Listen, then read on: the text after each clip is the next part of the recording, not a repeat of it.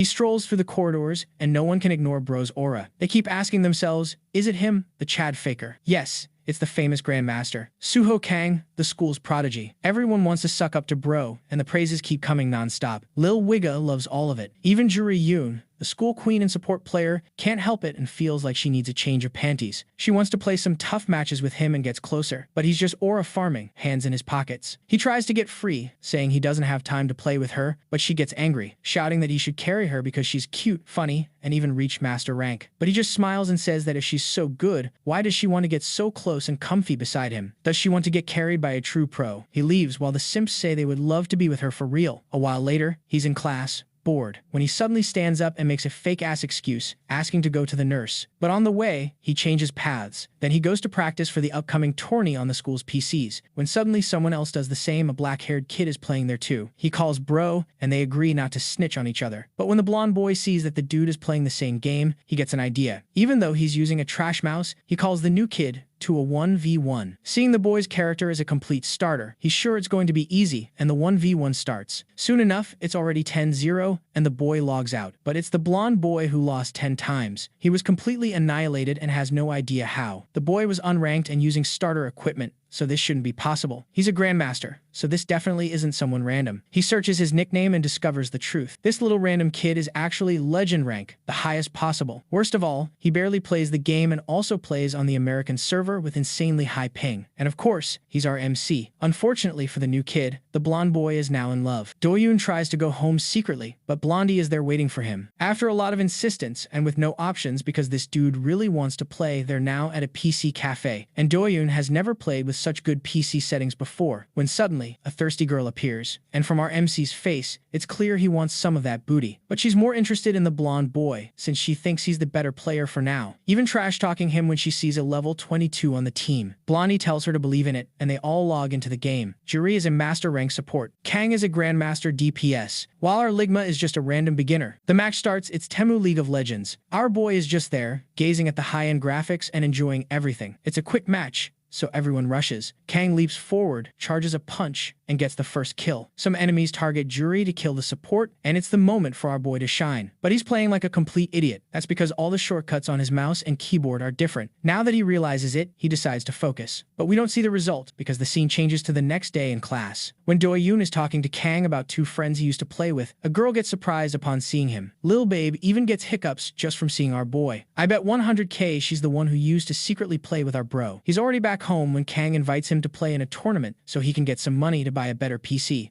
And in the comments, everyone below master level was feeling pretty down. That's why the event organizers started to realize how solid the plan was. Since the best players in the world were signing up, it could be a massive hit. They were talking about a competition packed with big names and respected players. But two of those players were in trouble because Soon Doyoon, who would team up with Suho, was unlucky enough to land in platinum ranking. This competition was set up by the streamer Swabot9000. The goal was for the main character to join in. Even though it was still an official tournament, this was the first one in Korea. Doyoon, for his part, wasn't super confident, but the prize was $1,000 for the winning team. With the split, it would be about 200 each, which would be enough for Doyoon to upgrade his mouse and keyboard. That was the prize for the winner, meaning they had to win. For Suho, it's practically an insult that the main character thinks they won't. He confidently says that the day before it was the computer holding the kid back and that they will win. So, with this confidence in him, Doyoon got hyped to play, ready to give it his all. To register, they needed a minimum rank of master, so it was decided that the kid should play some ranked matches. And maybe because everyone was hyping him up, Doyoon was already picturing that shiny prize in his hands.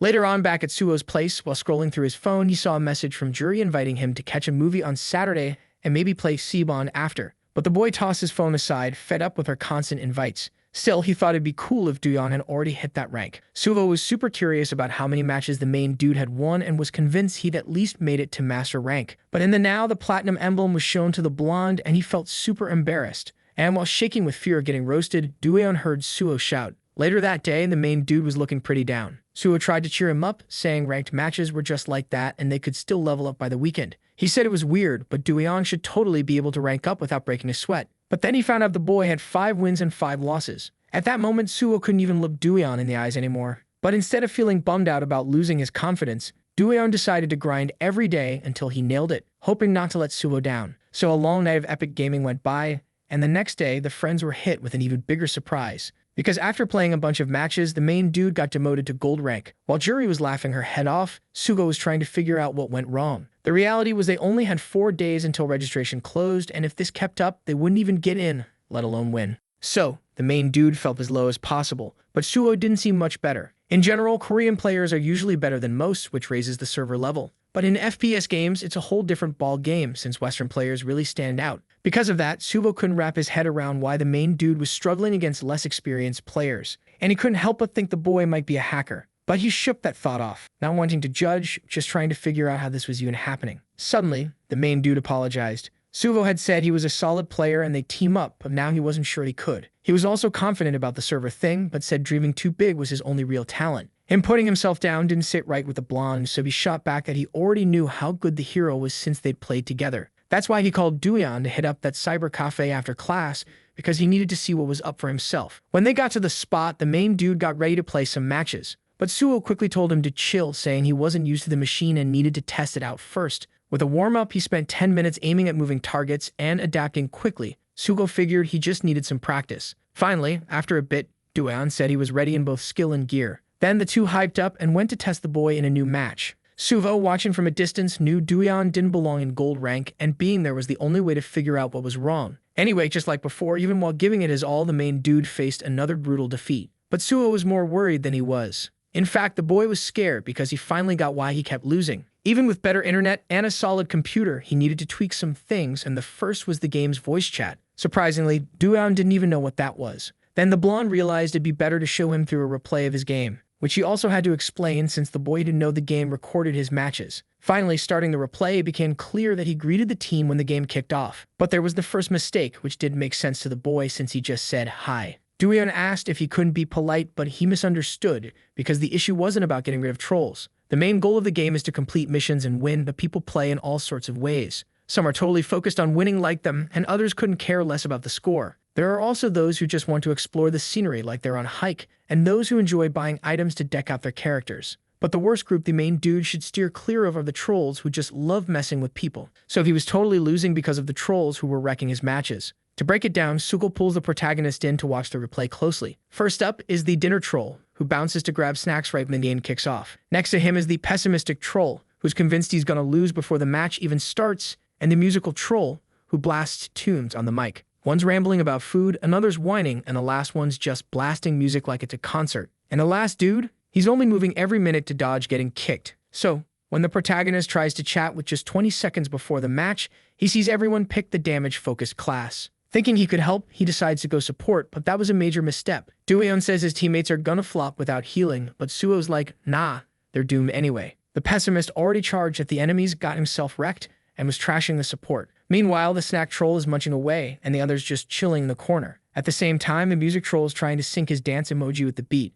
To win, the team needs tanks, supports, and damage dealers. That balance is what lets players snag those wins, but they gotta give it their all. If you check out high and low elo players, the gap is wild. So the boy says the protagonist won't get anywhere if he doesn't step up. That's why Dueon asks what he'll do if they start trash-talking in voice chat. But Suo's all about ignoring them, leaving Dueon a bit puzzled. To clarify, the blonde points out how the protagonist still shines even while picking support. Back on the American server, he couldn't chat with anyone because of the language barrier. So Suho asks what he did back then, bringing back some memories. The truth is, the protagonist used the few English words he knew. And that's the vibe. Ignore everything that's not game-related. Just do what needs to be done without stressing over what others think. After all, the other asks if he wants to win, and the protagonist knows he does deep down. If he got the chance to fight, he could totally win. If he was attacking, he'd have a shot to flip the game. But now he realized that after all those days grinding in that elo, he was the best there. Hueon wasn't trying to hype himself up, it was just facts. When he logged in, he ran into the same 4 players from the last match. The pessimist wasted no time whining about seeing that awful support again. But this time, he was in the DPS role, which just made him even more annoyed. Instead of listening to the nonsense, the boy tells his partner to shut it and switch classes. Even the dinner troll agreed to pick something more fitting. In the end, they didn't even need to step in because Dueon wiped the floor with the enemies, bringing home the win for the trolls he carried. The next day at school, Dueon rolls in with the awesome news that he's hit Master Rank. Suo's grinning with excitement, saying it's no shocker. Finally, the protagonist hyped too, and now nothing can stop the squad from signing up for the tournament. Meanwhile, a super busy woman's tidying up while grumbling about being treated like a maid. After all, she's joining the competition, and there's no way she can train in this chaos. With 53,000 people watching live, Swibot jumps in saying the registrations for the Citibon Cup are closed. He cracks a joke when announcing the competition but didn't expect the hype, so he just asks everyone not to be shocked because even pro players signed up. The manager of these players just formed a new team and 3 members are in, so the crowd's buzzing, betting it'll be pure entertainment. Still, Swibot says he's all about fair play, so he'll randomly pick the teams. To balance things out, he spins a roulette based on ranks. In the end, 2 pros get picked to play, along with some other big names. Many are calling it a scam, saying there aren't that many pros in the scene,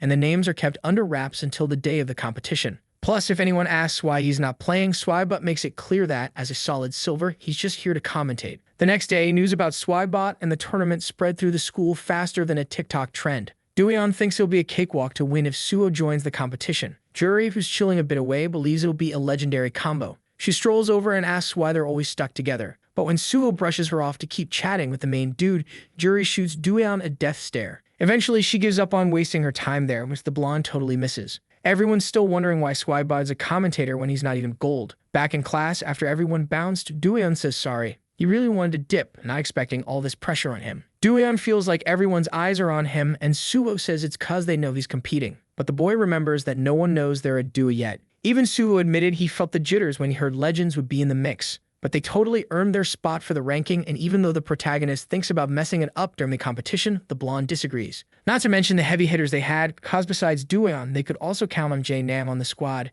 From the protagonist's question, it said he's known as Mamj, a legend in multiple pro leagues. Dueon feels a wave of relief with someone so seasoned, and that's why Suho tells him to chill. With 2 pro players in the game, it probably meant Minho Do would be on the other team. This guy was in one of the pro leagues with Jae-nam and was the top player there. So good that Dueon might not even make a dent in the game, but Suho couldn't drop that bomb on him. After all, he wasn't confident enough and was naturally more of a wallflower. Even though they'd been in school for months, Suho only recently started talking to Dueon, especially since he always seemed to put himself on the sidelines. Suho still can't figure out why he's so introverted, but that lack of confidence is what holds him back. A bit later, Juri notices someone while gaming, and thank goodness it's Suho. For her, since the only open seats in the cyber cafe are next to her, the blonde has no choice but to sit down. Of course, Juri is hyped to have some one-on-one time with him. But just when she's about to make that happen, Dueon, who was in the bathroom, shows up. Once again, Juri's bloodthirsty glare lands on the poor guy. Juri yells that Suho is a fool for always ignoring her, but plays with Dueon every day. Then Suho thinks of a way to explain himself without spilling the tea on the tournament. But not caring about sounding rude, he lets it slip that Juri should find someone else to play with since she's so needy. The girl couldn't even think about playing with someone else because she had her reasons. But she also didn't lower herself to beg and left, cursing his upcoming matches. In the end, Suho still doesn't get why she acts so weird, but he brushes it off so they can game soon and test a new setup. That is until a scream breaks the vibe, and noticing it's a girl's voice, Suho bolts over to see her sprawled on the hallway floor. He asks if she slipped, but she says she actually bumped into a guy while leaving. She had apologized, but he still yanked her arm and shoved her down. Suho can't believe it and asks why that happened, but the answer he gets is soda splashing in his face. Still dripping, the guy says Juri deserved it for spilling his drink. After processing the nonsense he just heard, Suho yells for that punk to grow up. Suho tries to explain that this kind of stuff shouldn't happen. But Dueon also shows up to confront this weirdo, and for some reason, the troublemaker's face lights up with a grin. After all, it had been ages since he last saw that loser so clearly scared. Dueon greets Xander-jun. In a super rude way, Xander asks if the boy is still playing his little games. Since he thinks Dueon is still destined to lose, he sees no point in it. And just by the look they give each other, it's clear there's some past drama. While they chat, Suho is curious if they know each other. Xander asks if the protagonist is with the others because of the uniform, judging that he isn't and stating that Trash doesn't have friends. Suho still can't wrap his head around who this dude thinks he is, but he figures arguing with someone that wild is just a waste of breath. I mean, not only was Juri shook, but Dueon looked super uncomfortable too. In the end, Suho decided it was smarter to bounce before things got messy. But out of nowhere, it was the troublemaker who got smacked on the head, what neither Suho nor the main character saw coming. As soon as that soda can hit the ground, it was clear Juri was the one who threw it. Then, totally stunned, Xander just asks if the girl has lost her marbles. Juri, standing her ground, tells the delinquent to scram and, in a nice way, defends Dueon by saying he's her friend. Plus, she goes straight for the jugular, cursing him and saying he's not the only one who can throw shade. So the two just stare each other down for a sec while everyone holds their breath. But then, out of nowhere, the tension gets sliced by the sound of Xander's phone ringing, which against his will he has to pick up and step away a bit to hear what's up. Even worse, it seemed like he was getting a call, so Juri got super annoyed that he just wanted to dip without saying sorry. But Xander just shot her with that classic offensive hand gesture, making Juri even angrier, and Suho breathed a sigh of relief. He still didn't get how things spiraled this way, but with no time to waste, Dueon got back to the competition, bringing the blonde back into focus. Later that same day, Juri was really thankful for the ride home. Sugo was worried about how her parents would react to her messed-up uniform, but Juri said she'd just whip up an excuse. Anyway, she was genuinely happy he came to help, and she said goodbye with a big smile. This made Suo start to see the girl in a better light. After a few more minutes of saying goodbye to Juri, the boys met up to head back together. But on the way, the blonde couldn't help but ask who that guy from earlier was. Then Dueon explained that he was a friend he used to chill with for fun. And this finally clicked for Suo, helping him understand why the main character had so many self-esteem issues. Maybe because it was still a tough thing to deal with, the two said their goodbyes kind of abruptly. And that night, back at home, Dueon sat alone in the corner of his room to sort through his thoughts. The first memory he had with Sander was when the troublemaker smashed his video game in half with a kick. But in his mind, it made sense, since someone as much of a loser as Dueon wouldn't need that. The next morning, the day kicks off with Juri's dazzling smile. Suo asked how it went, and the girl said she had no drama with her parents. Anyway, since today was her cleaning day, Juri had to head out to take out the trash, and Suo seemed pretty stoked. But just as he was about to chat with Dueon, he realized the dude was MIA. Right behind Juri, the main character called her name. At first, he offers to help, but before anything else, he also apologizes for yesterday. Of course, Juri brushes it off and says that guy wasn't worth her time. But the main character could feel how much her body was shaking at that moment. While being protective, Dueon felt the girl's cold hands and they wouldn't stop trembling. Then Juri dropped the act, her eyes filled with tears. Next, the girl admits it was the first time something like this happened, which made Suo take the situation more seriously. Sometime later, Dueon puts on his headset and settles into a chair in front of a monitor to finally dive back into the game. Suo, already online, asks how the new headset is. Then the boy thanks him for letting him borrow it, even though it means nothing to the blonde. Dueon still finds it weird to talk instead of type, but Suo says it's chill and remembers when his brother would show up thinking he was being called. Anyway, since 5 players are needed for a match, the others start to join. Exactly 3 players connect, the first being called Spellboy, ranked Grandmaster, the second K9, ranked Legend, and the last and most famous, Namj, also ranked Legend. Practically everyone greets each other super enthusiastically. However, remembering that Sander would also join since he was at the cyber cafe, Suo realizes he might just end up facing him. Putting that aside, the blonde's eyes light up like never before because on his other side is his idol Namj. Suo spills the tea about being the biggest fan of this dude, and guess what? Namj heard of him too thanks to some live streams. So, there's this kid in the mix, but when he hears the voice, Suvo's totally caught off guard by how deep it is. Finally, being the last one to say hi, Suvo goes with a hello, probably thinking it could be Sander. But after checking him out and being super chill, the blonde brushes that thought aside, keeping it friendly. Now that he's got some clarity, Suvo feels way more chill. And just then, someone pops in calling for attention. None other than the streamer who kicked off the whole competition rolls in. Spellboy looks at him like he's seen a total legend, and the streamer goes around greeting everyone. While giving Spellboy some love, he shakes hands with the main guy. And he thanks them again, saying the event wouldn't be as epic without their help. First up, he calls Spellboy for a pic, and you can see he's totally vibing with emotions. Suvo checks in, asking if the main guy's nervous, telling him to chill. Namj jumps in, asking if they know each other, and the blonde says they're school buddies. The pro player thinks that's wild since he came with a friend too. Back to the streamer, he mentions he set up a training arena for them and formed a team with 5 other contenders. And guess what? Namj's friend is one of those 5. Suvo can't even believe this is real because that friend is Yiji Ha. Even though they said 3 pros signed up, Suvo had no clue she was in the mix. Meanwhile, the friends are just chatting it up, all chill. But some grumbles about only Namj competing slip through the mic, sparking curiosity since they're in the same room. Regardless, Suvo's feeling pumped about becoming a pro someday and joining a famous squad with them. So, while he thought he'd just be a spectator, the streamer tells them to enjoy and kicks off the game. On the main guy's team, Spellboy kicks things off, asking who's taking what position. Namj jumps in, asking about everyone's strengths. Without a second thought, Suvo and the short dude pick tank to back everyone up, while K9 goes for DPS and Dueon hangs back a bit. Namj thinks it's weird that the lowest ranked player is taking so long. So he checks out the main guy's ranked match history, and he's totally shook. Seconds later, Namj rolls over to ask if he's picked tank or DPS. Spellboy thinks it's wild that he even gets to choose. But Namj explains it's just a warm-up match. Feeling a bit more confident, the main guy finally says he's going DPS. And without a fuss, Namj picks support to help the squad. Since the opponents are solid, Namj says no time to waste and asks who the main tank is.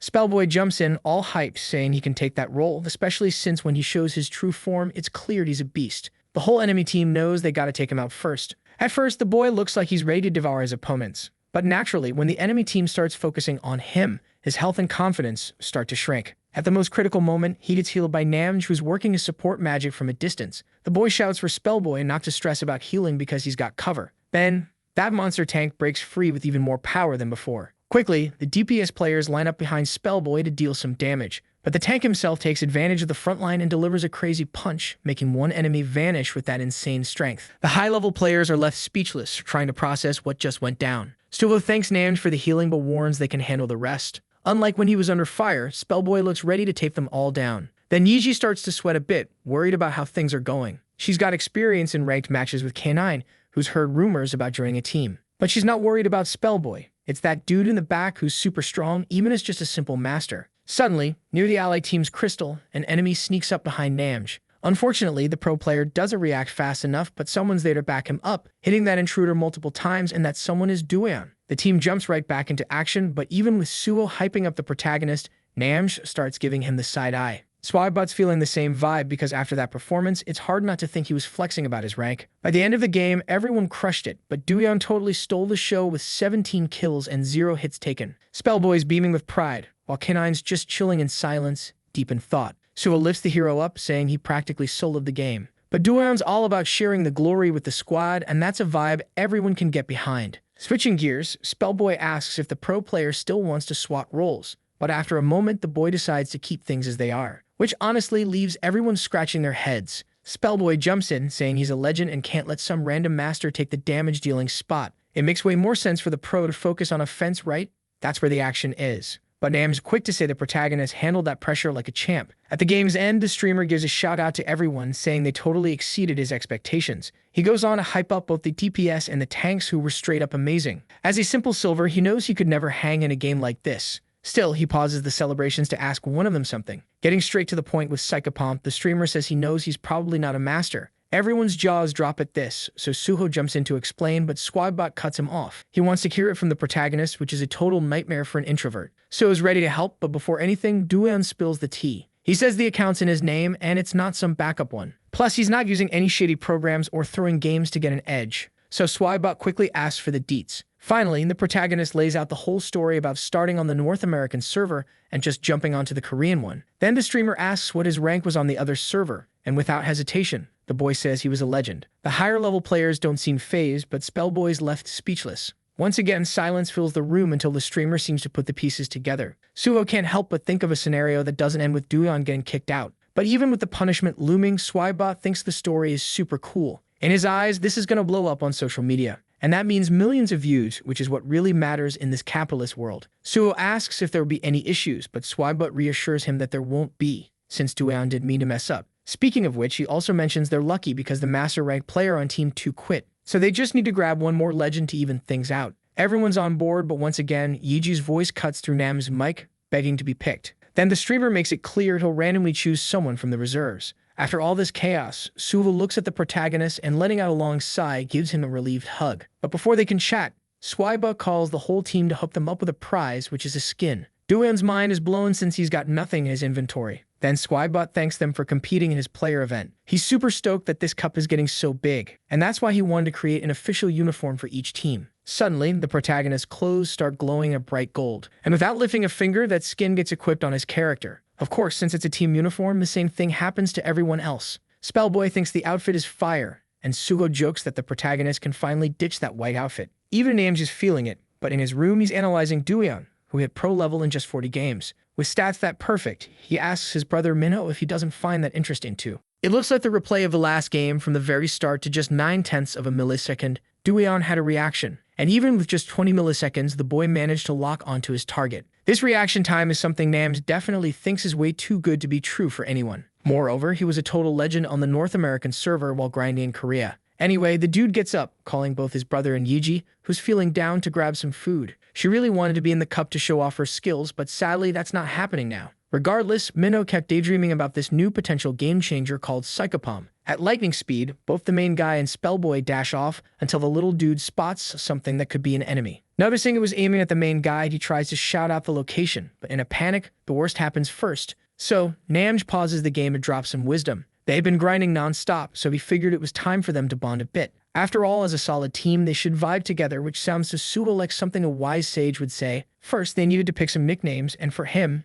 it would be J, short for J-Nam. Spellboy, on the other hand, decides to roll with Mr. Boy, and K9 goes with K9. Suho, for his part, picks the nickname Aegis for himself and, when asked, explains that it's pronounced in English. Aegis is supposedly the name of Zeus's shield, and the way you say it is Aegis, with a strong emphasis on the G. Doyeon thinks that's epic, and Mr. Boy finally gets how to say it right. Anyway, Suvo mentions that his name also means something cool, which is to protect in Korean. But he plays as DPS, and getting back to the point, he's cool with the nickname Aegis. Now, the biggest issue was Psychopomp because for some reason he was shaking. Inevitably, Doyeon has to spill that he didn't pick his name thinking he ever explained it. Nams, though, was just curious about what the nickname meant, so the main guy replies a bit shy that it means Reaper, coming straight from Greek mythology. Spellboy cracks up because he thought it meant psychopath, but seeing the boy's face, he asks why he chose that name. Doyeon was ready to say he didn't have a solid reason, but seeing Suo's eager look of curiosity, he caved and revealed that since his name means guiding people, he used the Reaper symbolism to create the phrase guiding people to death. Anyway, Suo knows some folks really try to find a cool name in the dictionary for their nicks.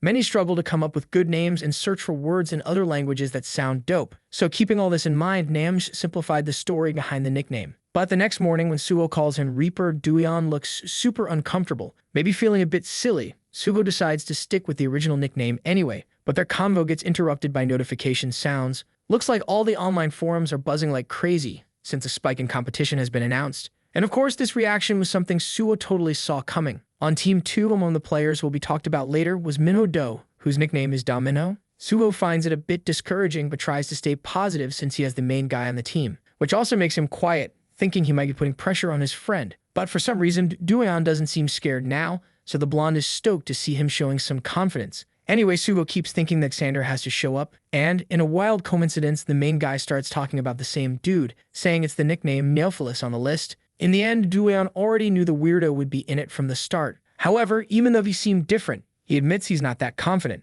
After all, he's never beaten Xander in a one-on-one match. But even without a win under his belt, due to the emotional weight he carries, Doyeon insists this time will be different, so it's clear the blonde doesn't doubt the boy's determination. In the end, he knows he'll face a tough opponent, but CI Bond isn't a solo game, it's all about teamwork. Back at the school entrance, everyone spots Sugo and rushes over to ask if he's really joining the cup. Because of this, while the main guy is sworn by the crowd, he confirms he's totally in. And of course, that announcement just makes the fans even more hyped. Later, a dude asks if his friend wants to hang out on Saturday, but he turns it down because of the cup. The friend, for his part, doesn't play this game, but keeps pushing him to give it a shot. And since everyone's buzzing about it, he, feeling a bit left out, decides to chill at the same house. It's totally normal for everyone to gather with friends for this event, but a girl says she needs to watch with her sister. Her friend asks if it's the sister who's in the gaming scene, and she nods. The same friend even asks if the girl has played, but she's not into it, because what she really loves is just watching. Anyway, when she realized it, she was solo, and the chaos of the main characters popping up to chat about the next game hit her hard.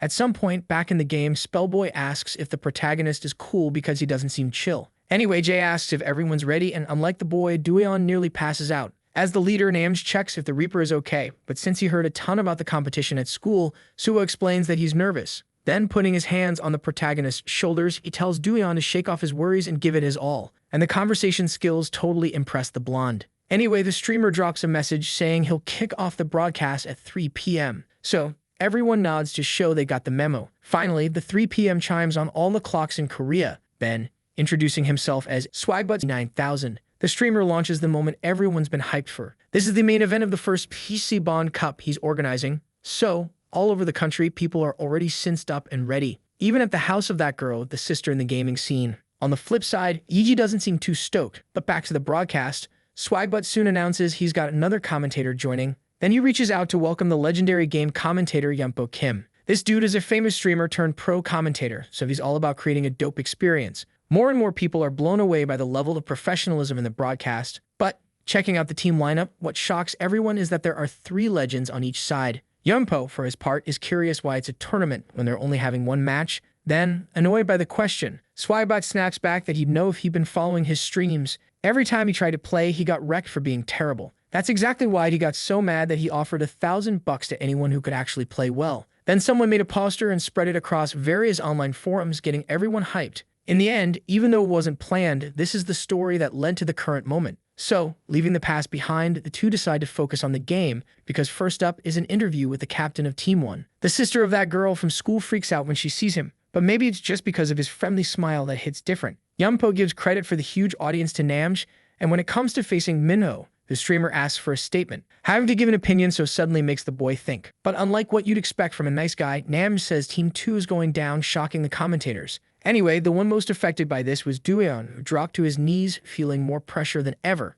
In Psionic Vagabond, the game is set in a far-off and dystopian future. In that game, a girl runs for her life until she gets grazed in the face by a projectile. Right behind her is the one who fired the shot and a samurai ready to take her out. Inevitably, from above everyone, that girl with the sword prepares to deliver a fatal blow. And the blade is coming for her until suddenly, for some reason, her eyes start to glow weirdly, causing her to vanish right in front of her enemies. The samurai's sword slams into the ground, making a crater, and when the dust clears, they're left wondering where she went. But even though they search, it's tough to find her on the street because the girl teleported to the top of a building. In this game world, people have something called ESP, which basically gives them powers like telekinesis or teleportation. With all kinds of resources at their disposal, player gangs use these supernatural powers and the power of special crystals to mark their territory and expand their domain. On the flip side, there are also regular fighters who battle against the gangs with basic weapons. Psionic Vagabond basically shows an endless war between humans and superhumans fighting for territory. And in Yumpo's view, it fuels a rivalry between the groups.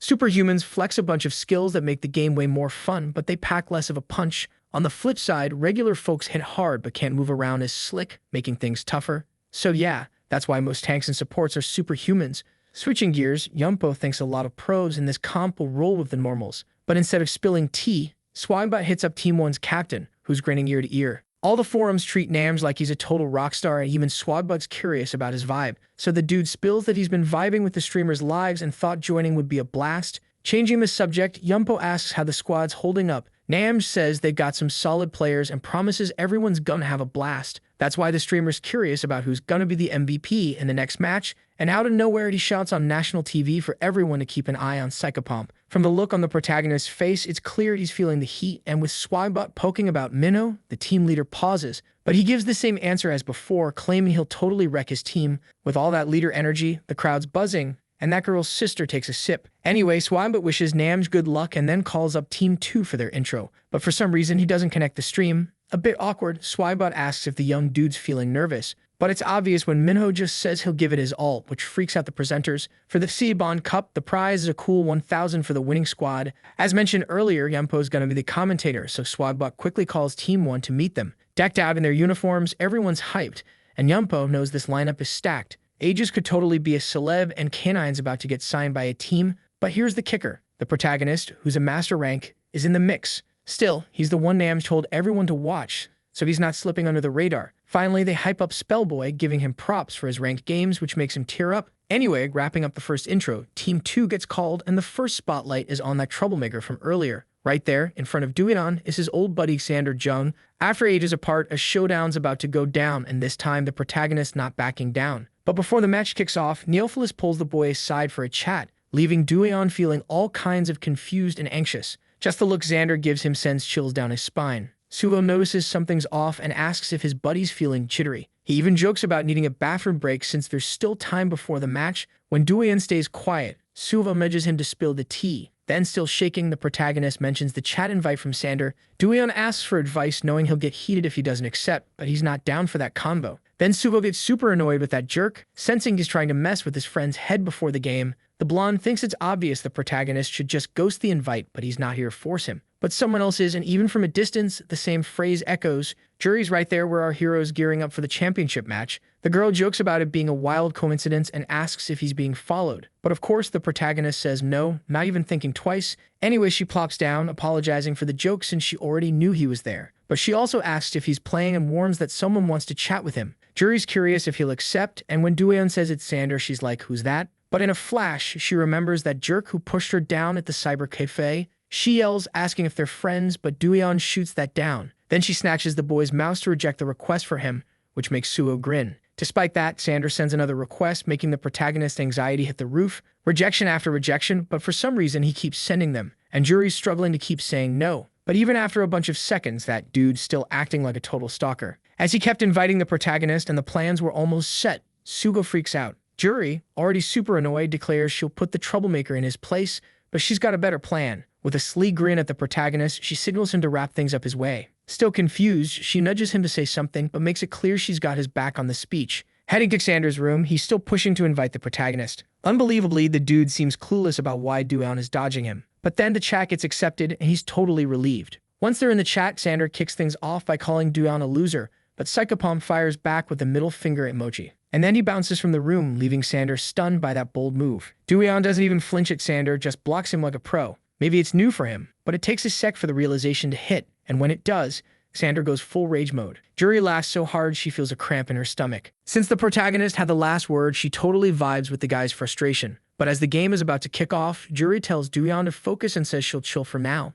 Back in the game, the blonde tells the protagonist to stop wasting time. The arena announcement starts, and luckily, at the last second, the boy makes it through the portal with the squad. With everyone gathered, the host announces the goal is to capture the base marked by point 1. After that, teams will battle for points A2, A3, B2, and B3, aiming for 3 points total. Scoring happens by capturing a crystal area and converting it. It takes 3 seconds for that, and each team sees the objectives in purple. When the first round wraps, the second kicks off right away. The losing team will have the second point revealed, giving the winner a chance. The team that loses will go into a defense round, sticking close to the respawn area, which makes it easier. So the next rounds will roll on until 5 rounds are done, and everyone will be gunning for that crystal advantage. It's basically an epic 5-on-5 showdown for the first point. But from the protagonist's view, there's a twist because even a 5-on-5 game, for obvious reasons, Xander seems laser-focused on Dueon. When it's time to pick classes, the protagonist goes for the normal class and the attacker role. Then he picks his weapon and abilities, and with everyone ready, he's sure they'll crush it. Finally, the game kicks off to capture the first objective point. Namj warns that snagging the objective is key and tells Suho to watch everyone's backs. Being the frontliner, Spellboy spots 5 enemies and transforms to get ready to fight. K9, though, points out one of the 5 is MIA, which throws Namj off a bit, until he spots Neophilis sneaking up from the back, hinting at some sneaky movement skills. Xander's plan was probably to take out the healer from behind, but when he had the chance, the dude just zooms past Namj, going straight for Dueon. Luckily, at the last second, the protagonist dodges a brutal elimination. Even as a low HP assassin, he's acting like a tank, zeroing in on Dueon. But since he revealed his position, Suho is ready to jump in and help. Yampo screams in panic as they wrap up the first kill with only 10 seconds gone. And the first blood goes to Neophilis from Team 2, who's a legendary rank. Swinebot explains he took a movement ability to sneak in. But unexpectedly, instead of targeting the healer, he goes for the team's DPS. Swinebot thinks he did this because, in the first 30 seconds, the abilities were hidden. From his perspective, since Namj is the pro player, Xander might have thought he was the DPS instead of the support. Even the spectators are scratching their heads about why Namj let a master be the attacker. Spellboy asks if the guy is trolling, but Jay chimes in, agreeing with Swinebot.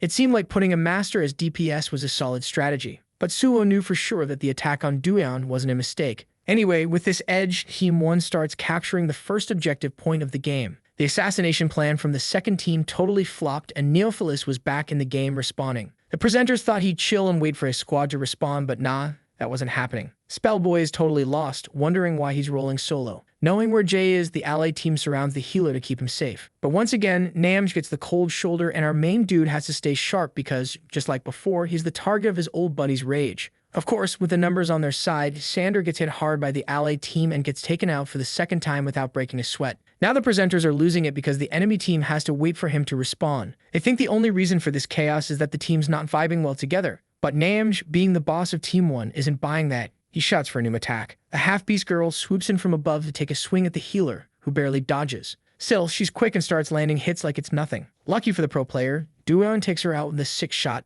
But then, out of nowhere, he feels something off. He's blinded by a crowd control ability. And just when he starts to see again, Xander pops up right in front of him with a creepy grin. With a swift move, he takes out the protagonist. After getting wrecked, Dueon says sorry, but Suho's got his back, saying they'll wait for him to respawn. Meanwhile, Namj keeps supporting but wonders why one enemy is MIA in the team fight. Finally, after what feels like forever, the protagonist respawns at the base and bolts to help. But the missing enemy sneaks up behind him and lands a nasty slash on his back. Dueon yells, calling out the enemy for being in the wrong spot instead of in the center. Suho can't believe it, and even Yumpo is throwing shade, saying this isn't the time for that. Team 2 needed to fight fair to grab the crystal, but even as the main DPS, Neophilis heads back to Team 1's base. This attacker was the same one who tried to take out the protagonist earlier. Namj tosses aside his earlier thoughts and realizes it's personal rivalry time. Through the team chat, Dueon warns he's being held up and says sorry for it. But Namj fires back that they're not the only ones taking hits from this strategy. In fact, Jay is convinced Team 2 isn't cool with this and calls Xander a troll, which surprises the protagonist. So the leader's order is for our hero to flip the situation to his advantage. From Team 2's side, the half-beast girl is yelling, wondering why she's flying solo. A blonde girl apologizes and screams even louder, saying she's talking to Neophilis. She's been salty about him since he pressured the master rank player. Meanwhile, the blonde starts crying, asking if they can team up. But the boy couldn't care less until another calls him a nuisance. Xander's been fixated on taking Duyan out of the game, but he's failing hard, proving he's not cut out for this. So the one who seems to be the leader tells him to log off and just watch the team play. Everything makes it seem like the boy forgot the game's goal and doesn't even want to play anymore. If he wants to throw the game, the leader's cool with it but won't let him drag his teammates down too, calling Xander a troll just like Namj. In her head, the blonde agrees, but feeling awkward, asks the two to chill. Finally, Neophilis pushes that anger aside and says he's going after the tank because they can't lose. Obviously, everyone's confused about why he's backing down so easily, but the blonde warns that Neophilis doesn't talk back to anyone with a higher rank than him, especially since he's got a clear goal. And even though the team isn't fully on board with him, they've got no choice. Back at the center of the action, the presenters are buzzing about the round wrapping up soon. Suho's fending off the half-beast girl, who's giving her all to reach the crystal. But he doesn't see Xander sneaking up behind him until it's too late. Civil Neophilis has a trick up his sleeve as both Duyan and the blonde turn on him, forcing him to retreat for now. In the final seconds, the girl screams for Benny to help, and the player really bolts as fast as he can to the crystal. He touches the objective and starts to capture it, but with only 3 seconds left in the match, it's a total no-go, since he's all alone there. Benny fails to snag the point, and having only lost 1% of health, the crystal bounces back to 100%. So the first round wraps up with Team 1 scoring a win. Spellboy and K9 are hyped, screaming about the team's first victory. In the next round, point B2 for Team 2 opens up, and they gotta defend it for 5 minutes. Then Neophilis chimes in on voice chat, saying he'll be back in time. Honestly, the hosts are kinda bummed about the lack of epic battles. Yumpo blames the teamwork issues but knows the real showdown is just getting started. Meanwhile, viewers are scratching their heads, wondering why they're chasing eliminations instead of the objective. Anyway, with the first point in their pocket, Team 1 is in the lead, and the second attack on point B2 kicks off. Spellboy takes the lead, and when he starts feeling some shots, he warns about enemies lurking behind. On the second floor, 3 enemies pop up, and from the looks of it, they're gonna be a handful. Even Sugo, chilling on the other side, gets hit, so it's clear Team 2 is spread out, making Nam shout out some praise for their strategy. Compared to the first floor, the second and third are way better for sneaky plays, so Nam says they got flushed them out first. Jay notices that even now, Neophilis is still keeping an eye on the protagonist. He doesn't sleep on him because of his sneaky ability called Backstab, which is perfect for taking people out. When the guy suddenly vanishes, Namj warns the protagonist to watch his back. But what he didn't see coming was where Xander would teleport. In just 1 second, he's right behind him, and without wasting time, goes for the attack. Then Duyan reacts fast, unleashing a storm of shots at the assassin. Finally, Swiebeck gives props to Team 2 for focusing on the healer. Not even Yumpo gets why they're suddenly working together. Anyway, it's time for Jay to respawn, and after getting knocked out, he feels a bit embarrassed. He apologizes and suggests they should focus on taking down the enemies, maybe swapping an attack ability for a movement one. After thinking for a sec, the protagonist summons a semi-automatic, and he warns that he'll flank from the right to try and deal some damage. Suvo says it'll be lit if he can take someone out, and even if he can't, he can still sneak in. So the other flank gets assigned to another player, and the focus shifts back to the center, where the crystal is chilling. With Benny on guard, the hero needs to stay sharp. He thinks he's not being seen and starts gathering intel on the enemy's positions. Then, with that semi-automatic he summoned, he figures he should be able to take down at least one. He aims for the player's head, since that's where the big damage hits thanks to the critical factor. Then, after a 3-second countdown, he pops up behind the guy in a flash, and before he can even react, the player is out of the game. By taking out one of the damage dealers, the hero signals to his team, who shows up right away. He knows the tank must be hiding nearby, but the moment he gets distracted, he takes a hit to the stomach that knocks the wind out of him, and losing a chunk of HP drops his weapon. In the end, Duyan just asks when he showed up, but the leader of Team 2 isn't interested in answering. With at least 2 health bars left, the protagonist thinks he can still turn the game around. So aiming for the enemy's weak spot, he decides to act, but unfortunately, a protective barrier pops up. He keeps attacking but gets desperate when he realizes nothing's working. Namj, watching from a distance, warns that he can't provide support with things so tight. So now the only option left for the protagonist is to bail the feint to trick the opponent. But just as he thinks of doing that, he gets hit in the stomach again. Then once more he thinks, who the heck is this guy? And still no answer, the leader of Team 2, Minho, takes out Duyan. After 2 more eliminations, Sugo warns about the hero's takedown, but since 3 enemies are down,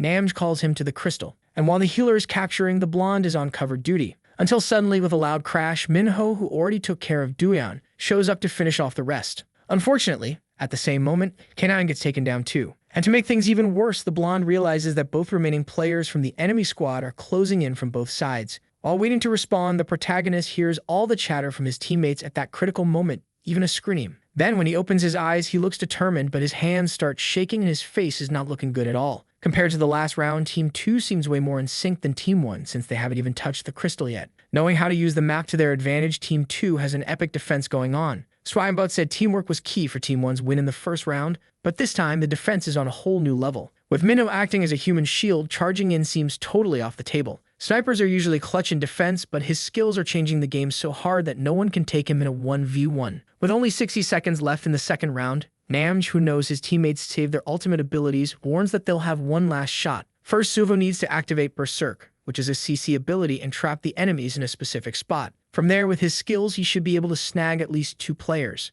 Next, Duyeon's MSE ability will come into play, summoning a missile with insane destructive power. So the best time for this is when the players are all bunched up and stunned, because if they can take out at least 2 in the fight, the strategy will totally pay off. Finally, K9 will unleash the Fire Tornado to wipe out the rest, and Spellboy will use the Super Dropping to boost his stats. So everything hinges on Suvo pulling it off. But maybe because he wasn't paying attention when the ultimate was mentioned, Spellboy just activates it without asking and charges into battle. Right before their eyes, the plan starts to crumble, but now there's no time to complain. As the protagonist goes left, Namj yells for Suvo to cover the right, so he starts gearing up his ultimate. And jumping as high as he can, he comes face to face with 3 players from the enemy team. But one of them is Minho, and the dude doesn't look worried at all, because when the blonde gets close, he pins him against the wall with a brutal punch. As if he had already predicted this, Minho stops the blonde's Berserk ability. So, even though he's feeling frustrated, Namj quickly switches up the plan and warns he'll attack with a debuff. But just as he finishes, he drops to the ground, knocked out by a skill from the blonde that puts him to sleep. In the end, he becomes the perfect target for Binny to take down easily. Then, along with K9, the protagonist starts to unleash his ultimate ability. The MSE, along with the Fire Tornado, is launched at Minho,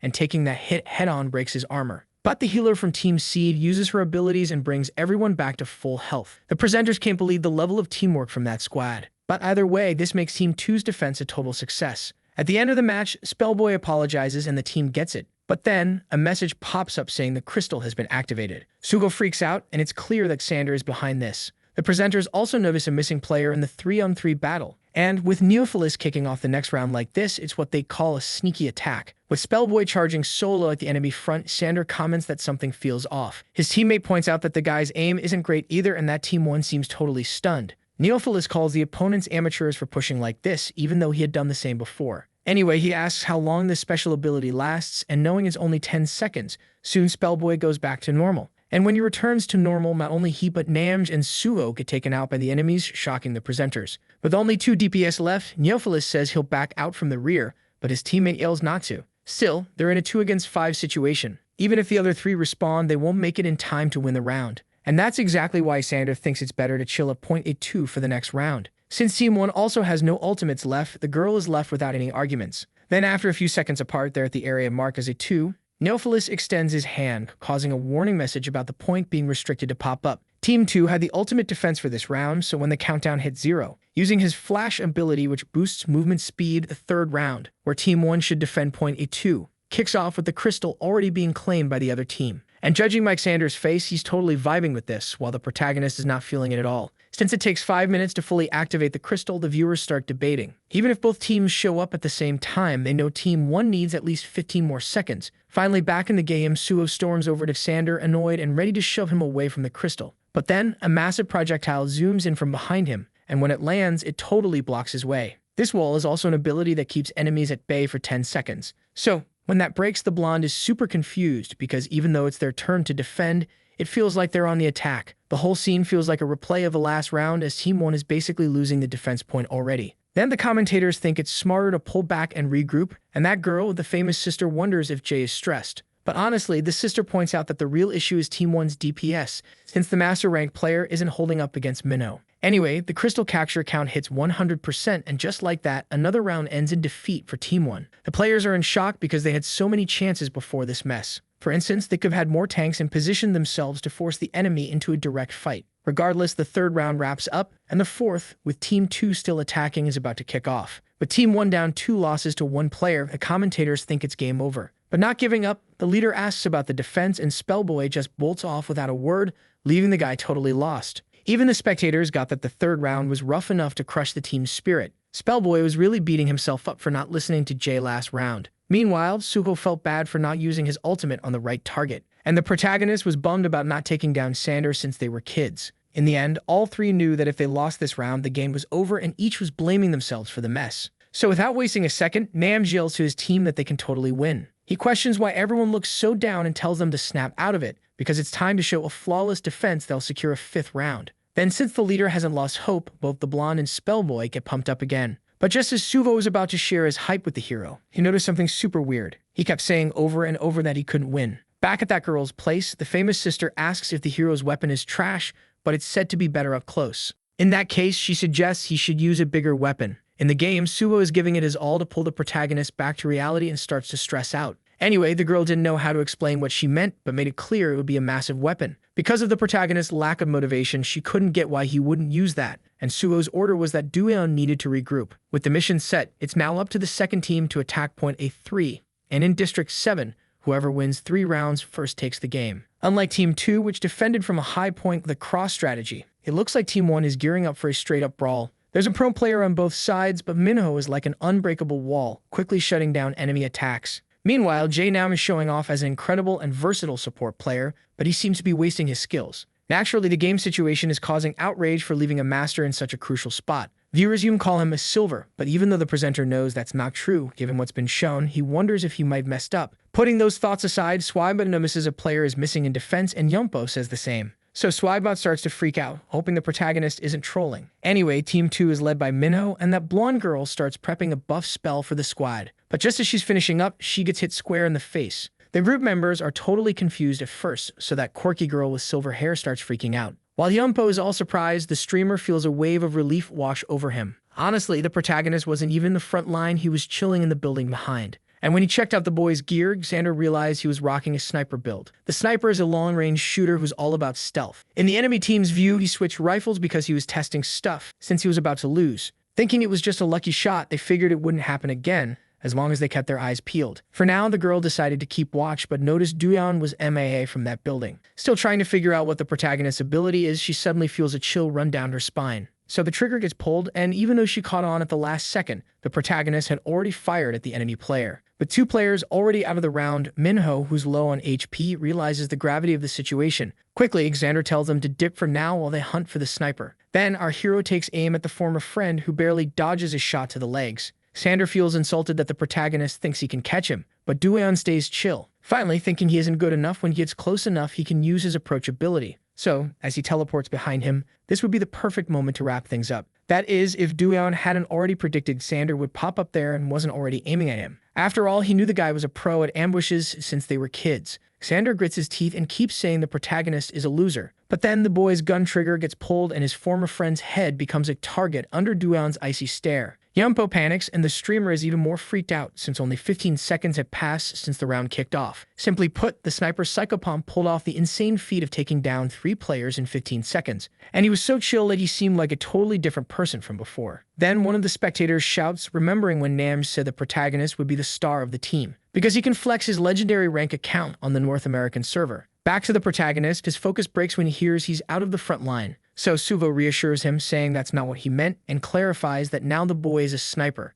Spellboy chimes in that snipers gotta be super skilled since they're the key players in the game. Suvo explains that the hero's main role was as a sniper and that, despite having issues on the Korean server, he's already adapted. Still, because of the crazy difficulty of the class, the blonde says they need to believe in him. And even though he initially thought he couldn't do anything with Xander around, the hero knew he could be a sniper. So not just Namj, but all the other team members agreed to trust the boy. Before heading back to his spot, Suvo tells the protagonist not to be scared because they're with pro players. Plus, being legendary level, Dueon is on the same tier and will definitely cause some chaos. Then the protagonist's gun sights lock onto Minho, who with a grin admits Nam's solid leadership. After a few shots, the pro player's shield shatters. Then he freaks out because he realizes he's being targeted by the enemy team's sniper. Psychopomp, who's legendary on the North American server, is now getting mad props from the presenters for the insane comeback. His performance grabs attention and the chat of spectators goes wild. During the showdown, Dueon bolts to find a higher spot. But now it's him who's almost taken out because on Team 2, the player Binny is acting as a sniper.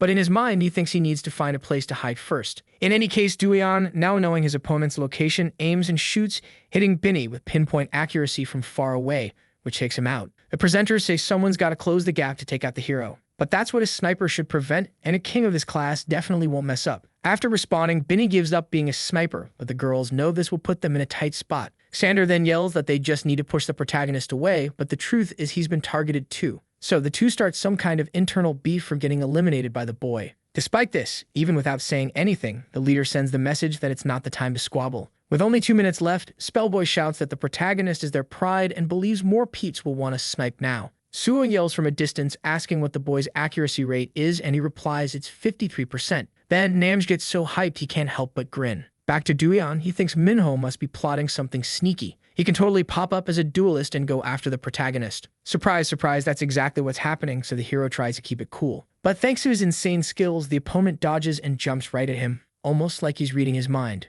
In this moment, the protagonist tries to block out all the distractions to stay focused. With that, he lands a hit on the enemy and switches it up for a physical attack. But plot twist, that's his worst move, and he gets totally pressured in the clash. The protagonist feels panic rising as a weapon stuck in his thigh starts zapping him. Finally, with the enemy right in front, he has no time to think and fires his last shot in a split second. The next day at school, chaos erupts when one of the big players from yesterday shows up. A bunch of students swarm Suho to chat about the championship they saw, and he thanks them for the love. Everyone claims they tuned in because of him, and when asked, the blonde says he's now tight with Jay. Of course, they start talking about the player named Psychopomp, sending chills down the hero's spine. Everyone says he was a total beast, and the blonde casually mentions he's also become buddies with him. But the real talk is about how unlucky they were at the end of the match. Later, Suho tells the protagonist about the crazy effects of extreme visibility. And on top of that, he brings up their bad luck, tripping up at the end when they could turn it around. For real, the blonde gets super annoyed, and just then, Juri, who stumbles upon them, looks pretty grumpy too. As she walks off without a word, Suho feels puzzled and asks the protagonist if he knows what's up. A while back, the girl asked how Duyeon could play in the championship and totally caught onto the lie. Since then, she's been on edge, but Suho knew she wasn't the easiest to handle. Still, he felt a bit bummed.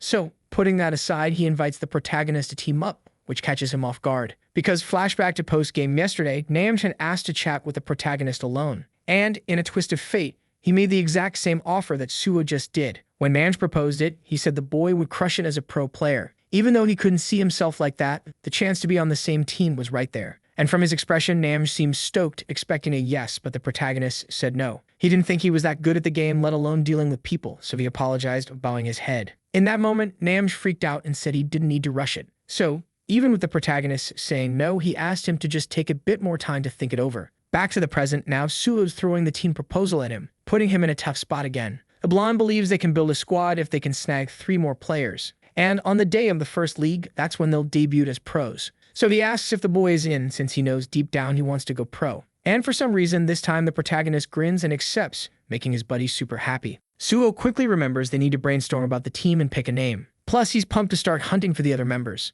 Meanwhile, somewhere in the city inside a certain building, Minho gazes out at the view deep in thought. In the memories of yesterday, the two were on the brink of elimination from the damage they dealt each other. Duyeon gritted his teeth and pulled out his sniper, zeroing in on Minho, who dodged in a flash. But with a quick flick of his mouse and lightning-fast reflexes, he managed to lock onto the enemy's head and before he could react, pulled the trigger, scoring another kill. By fate's misfortune, Duyeon got hit too, leading to his elimination pretty quick. But Minho definitely didn't forget who lost first. Cutting through the serious vibes, Sarah Siu pops in saying she brought snacks. She asks if her crew is hungry, and one of them bolts to check out the goodies. A chill convo kicks off, but everyone's low-key focused on Namj, still glued to the computer. The girl even asks what's up with him, so they start chatting about the failed recruitment. At that point, they only had 4 players on the squad, and even with the new dude, Eugene, finding solid players was tough. For real, Jay can't stop thinking that having the main character on board would be a game changer. But then Sarah spills that she heard the 2 guys he played with the other day are in his sister's class,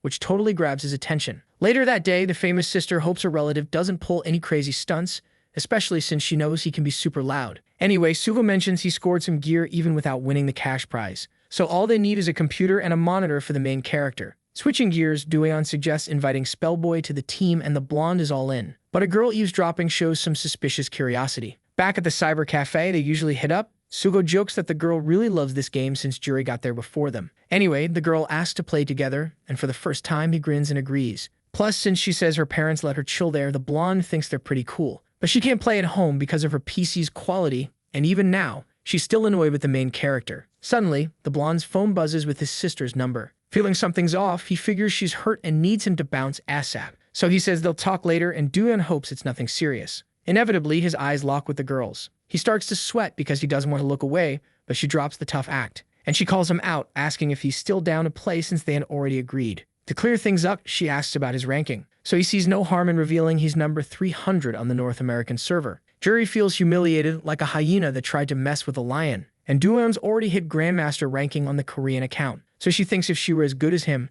she could roll with Suho. Not knowing how to kick off a convo, Dueon asks if she plays other games. And when the girl says no, she insists that the master ranking is already something to flex about. From her face, it's clear Juri wasn't expecting the compliment, so she shares that she started in silver and grinded hard. With excitement, she spills how much she hustled solo, but doesn't go on long without putting herself down. Juri explains she plays other roles too, but her fave is the healer. After all, if she heals the main character, he can totally wreck everything for her, which seems to vibe with both of them. At the end of that gaming session, Juri leaves the cyber cafe feeling proud, but suddenly gets a photo on her phone that makes her freeze. The pic was of her taken from behind. Her own self at that exact moment, which couldn't be more creepy. To explain this, a dude shows up saying he snooped through her social media to find out where she studied. Plus, he says with his hands on her shoulders that he warned her he'd come, but she couldn't see it. Then this guy laughs and casually mentions he's Battle, the player who chatted with her in the lobby of the last game. Obviously, her instinct is to shake off his hands and freak out from all this weirdness. Battle, on the other hand, apologizes for scaring her but blames her for not replying. Still shaking, Juri asks why he's doing this, but the guy blushes like he's caught,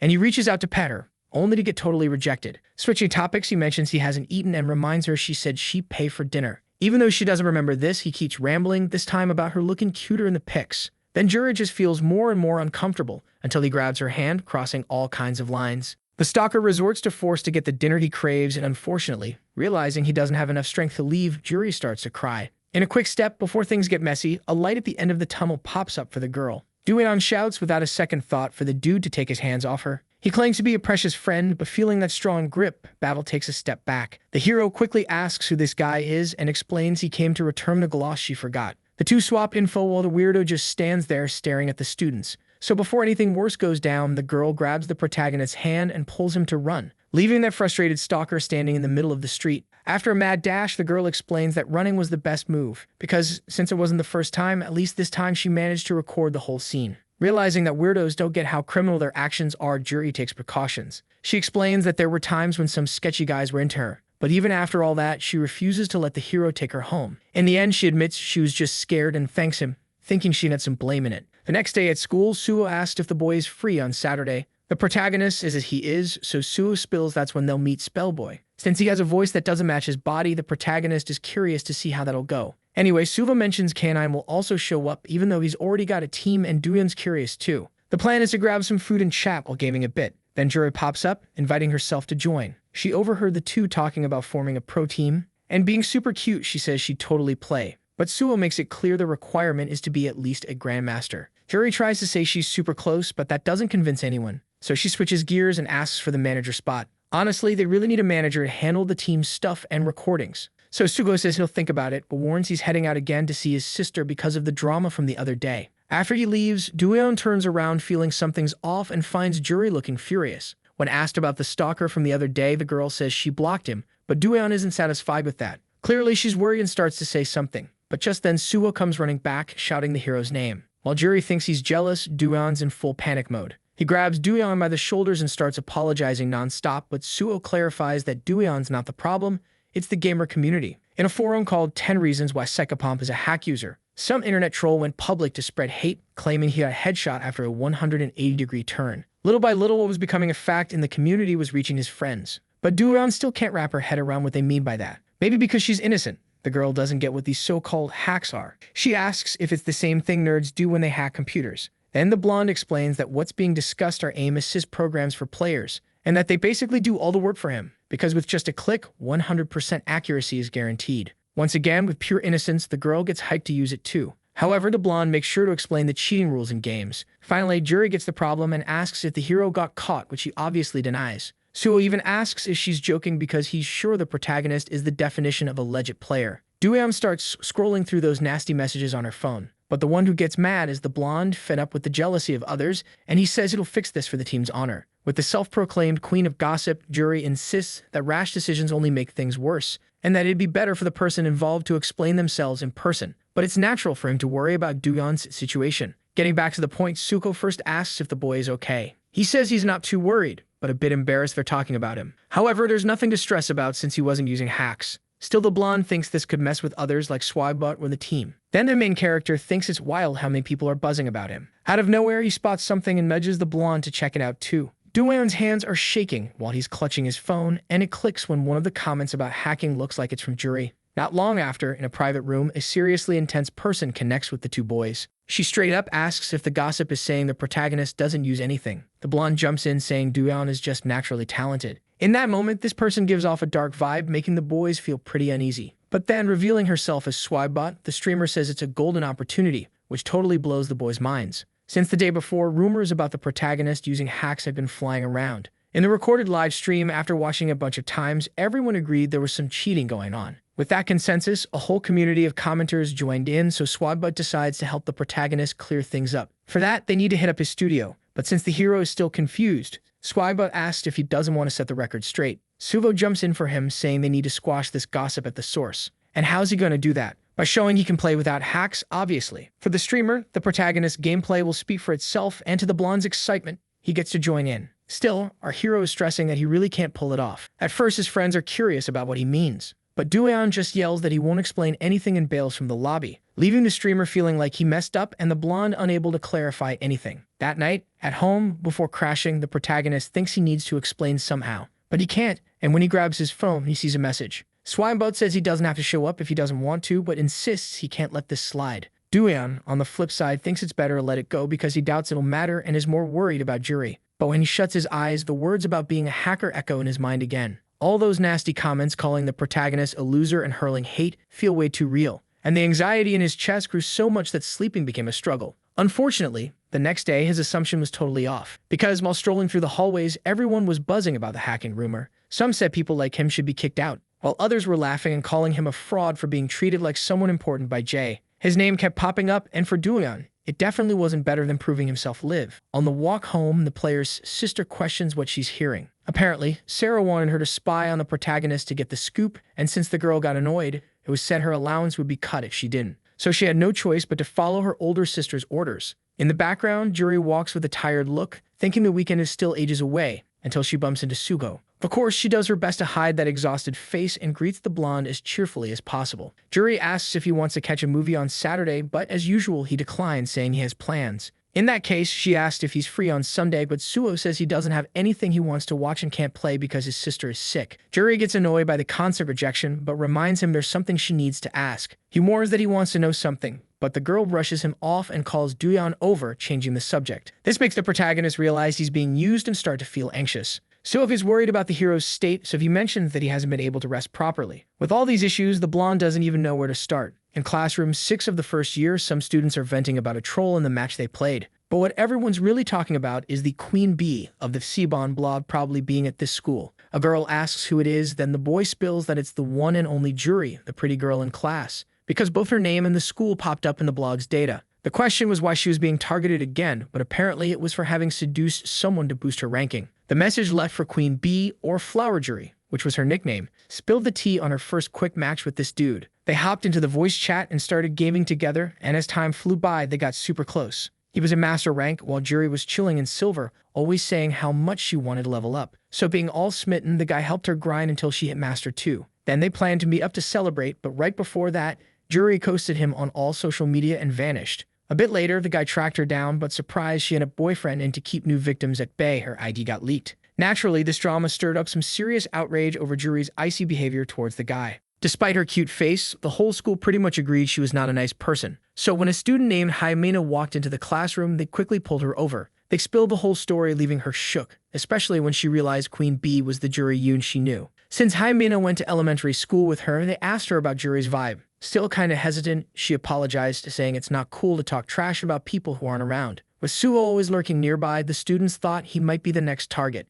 And even though Jaimena insisted Jury wouldn't do something shady, everyone was already convinced. Anyway, when she turned away, that sad look on her face totally crumbled. Because without even getting involved, she had already planted some serious doubt in her classmates' minds. Later, Suvo mentioned that Jay said to find Spellboy first since he would be late. So the hero got it, and from his face it was clear he was still feeling the heat from the comments. Anyway, they waited for Spellboy to show up until suddenly a sticker message popped up. Suo said he was heading to the bathroom, leaving the hero solo to greet the new guy. After a few more seconds, a message buzzed on his phone saying he was there. Duyan looked around trying to spot Spellboy. He could be either a bearded dude to his right or an Asian guy to his left. Or maybe he was just passing by, so Duyan thought he should do something to stand out. But while he was lost in thought, someone asked if he was talking to Aegis or Psychopomp. Turns out this stunning dude in front of him was the player known as Spellboy. The protagonist almost fainted from the shock of reality before he could even respond, and hearing them call each other those weird names made some people walk by and laugh. They weren't wrong since it was a gaming identity, but shifting gears, Dueon really didn't expect someone so chill to have such a deep voice.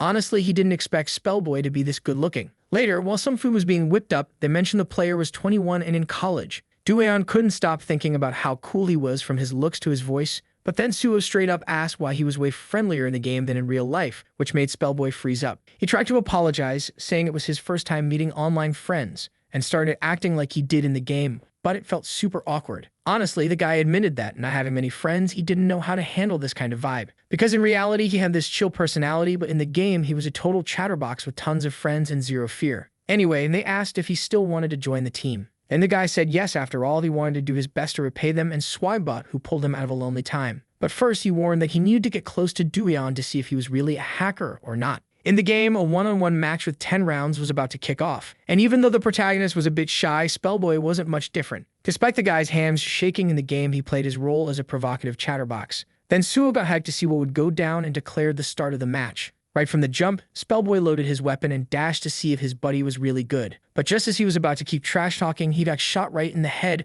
cutting off all that smack, making him drop to his knees. Then Spellboy, who had already played with legends in ranked matches, faced a whole new level of insane skill. After the match wraps up, the vibe gets super tense, and the main dude is totally freaking out. Out of nowhere, Spellboy pops up, accusing him and demanding he switch computers. Suho tries to chill everyone out, but then another guy jumps in saying they didn't even have time to set up any hacks. This dude tells Spellboy to recognize talent when he sees it, and of course the boys are all kinds of confused by this guy. Suho steps in, explaining it's K9, but that just makes things even weirder. Anyway, K9 notices Spellboy acting different, so the blonde spills about his shyness. Now, chatting with Dueon, the ranker is hyped about the skills he just witnessed. While the hero is still trying to process everything, he introduces himself by his real name, which makes K9 want a one-on-one match too. Spellboy is itching to bounce from the chair, but what really throws Dueon off is seeing the team's tank, for some reason, in tears. K9 instantly gets worried about being judged for making a teammate cry. But Spellboy's words hit hard, revealing he feels bad for not knowing why Dueon hides his skills from everyone. At first, the main dude is lost and the others are just as confused.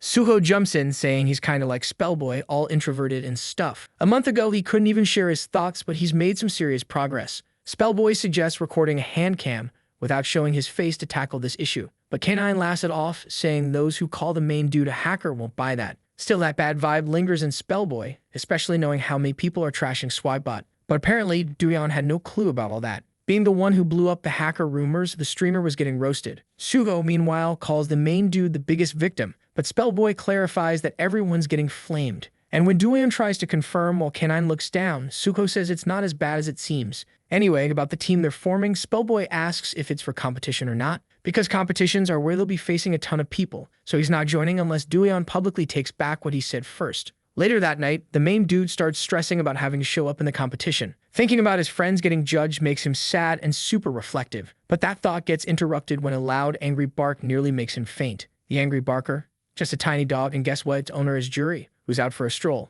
Even though Rose is only 9, she's still a little menace. Anyway, she asks why Dueon isn't with Suho and if something's bothering him, especially since he usually seems way more hyped than the mopey look he's got now. Dueon spittles it, saying people are suffering because of him, but he's still scared of being judged. Even so, Juri points out that if he leaves things as they are, they'll just get worse. Which, funny enough, is exactly what the streamer said earlier. To cheer him up, she shows him the hate she's getting in the class group. But since the main dude wasn't even invited, she had to add him in first. Anyway, she quickly asks if Dueon thinks all the trash talk about him is true. But even if they both agree it's not, she knows no one will believe it. Juri mentions she's always been the center of gossip, but has never done anything wrong. One day, it all kicked off when some girl dumped her boyfriend because he liked Juri more, but that wasn't her fault. This time, she explains that the gossip is about Suho being the target, and the funniest part, the blonde has never even played a ranked match with her. Normally, Juri just ignores this stuff, but Suho is someone who really loves the game and dreams of going pro. So to protect his future, Juri says she'll make a statement, and she tells the main dude to wait and see before deciding what to do. This leaves him even more reflective until the plot shifts to a screen starting a live broadcast.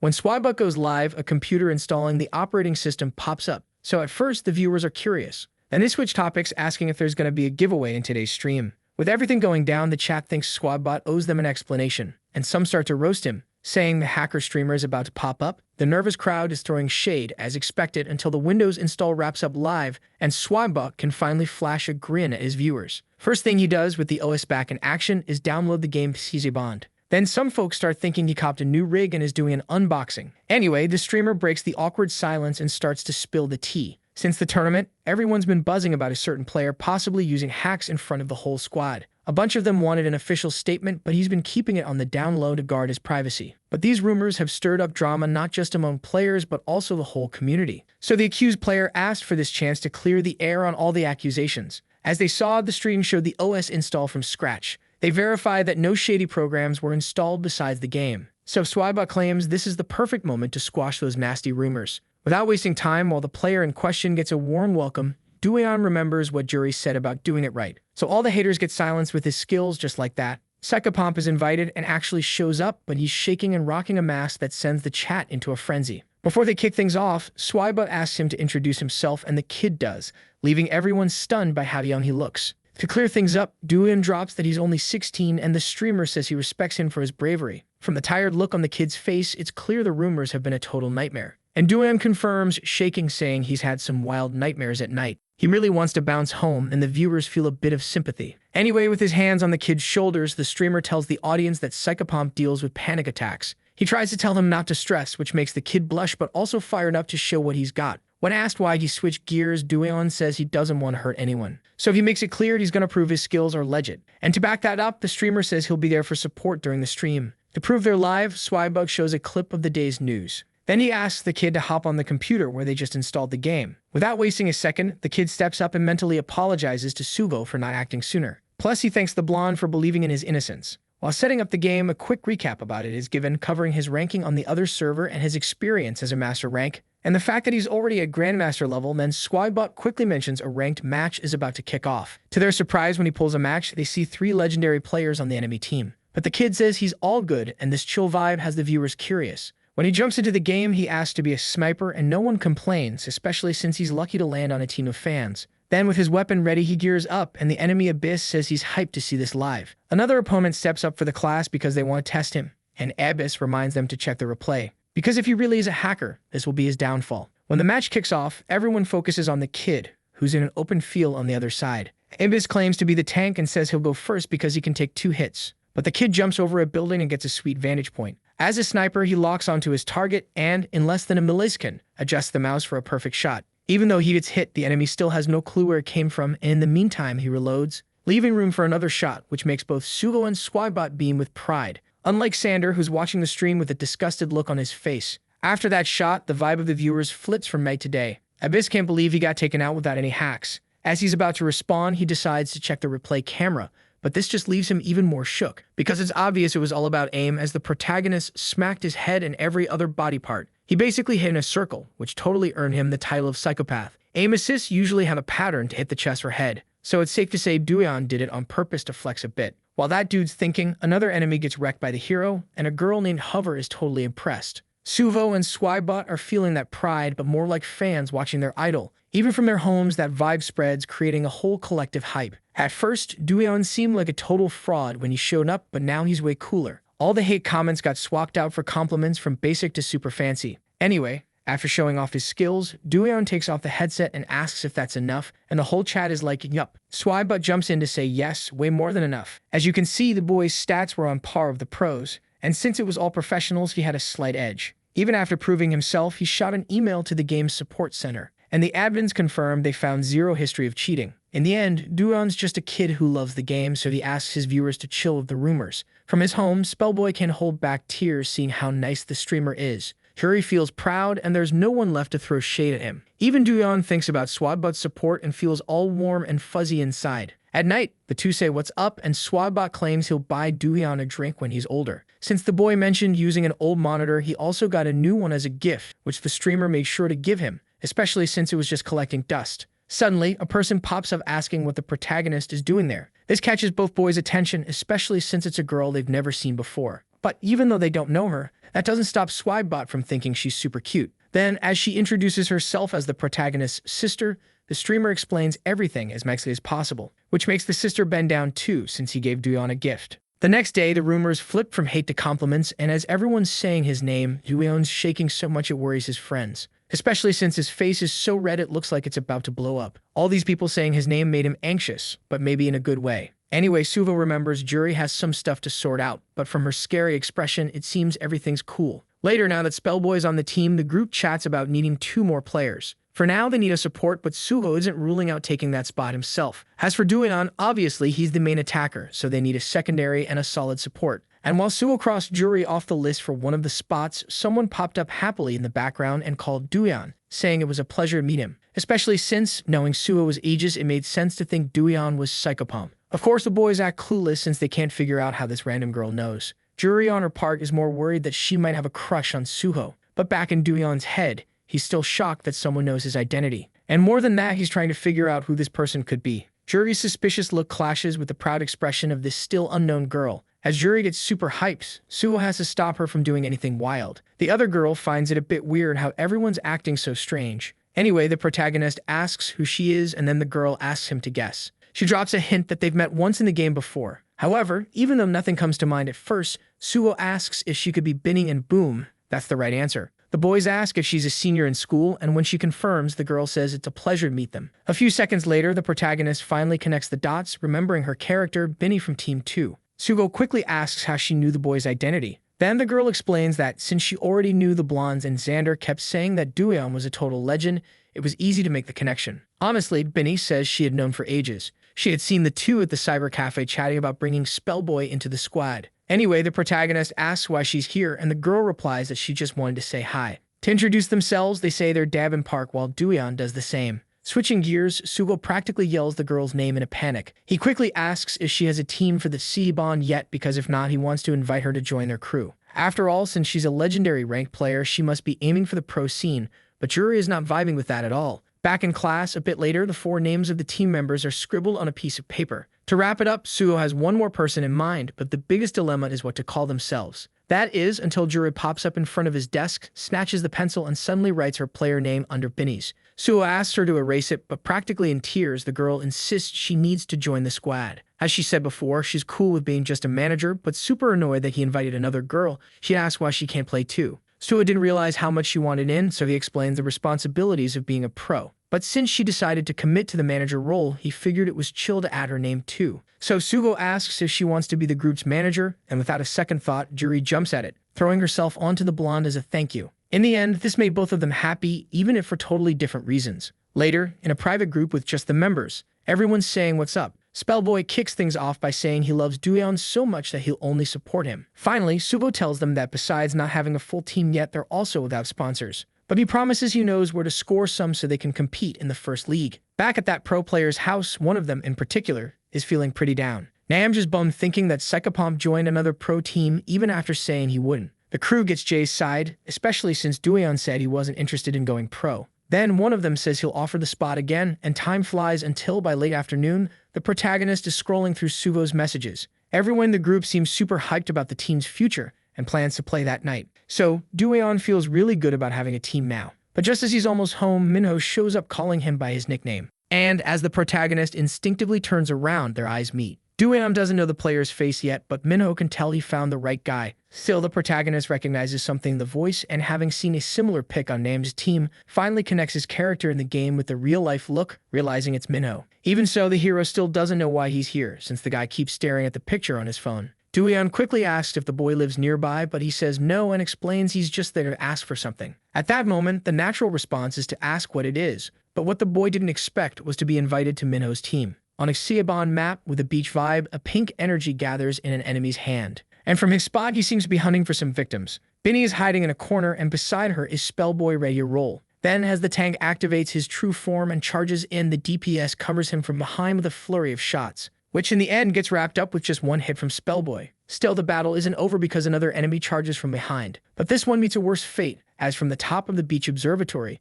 Dueon takes him out without mercy. With another win, Suho praises the team, saying they're working together like pros. Binny gives Spellboy props for being a human shield and even gives his head a little pat. This makes the girl super pumped to keep going, while Spellboy's face turns as red as a tomato. He tries to say he's way older than her, but she doesn't care. Shifting focus, Suho doesn't continue as excitedly because he notices Doyeon's expression is a bit off. Being his colleague, the blonde is gonna ask about this behavior that's way more distracted than usual. Then the protagonist says sorry if he messed up the game, promising he'll do better. But Suho insists that Doyeon is doing great, and still that doesn't seem to change anything. By the way, the blonde remembers Jae mentioning the hero of the other day, sounding like he just got dumped. So after thinking it over, the protagonist decides to spill the tea, which of course leaves his friend shook after hearing everything. Honestly, it makes total sense for Doyeon to be #1 on their recruitment list, and he's even more mind-blown when he realizes something else. He shakes the protagonist, saying he could have gone pro. But Doyeon shows zero signs of regret, which totally surprises Suho, because in the end, Doyeon chose to be on their team, and that fired him up to do his best.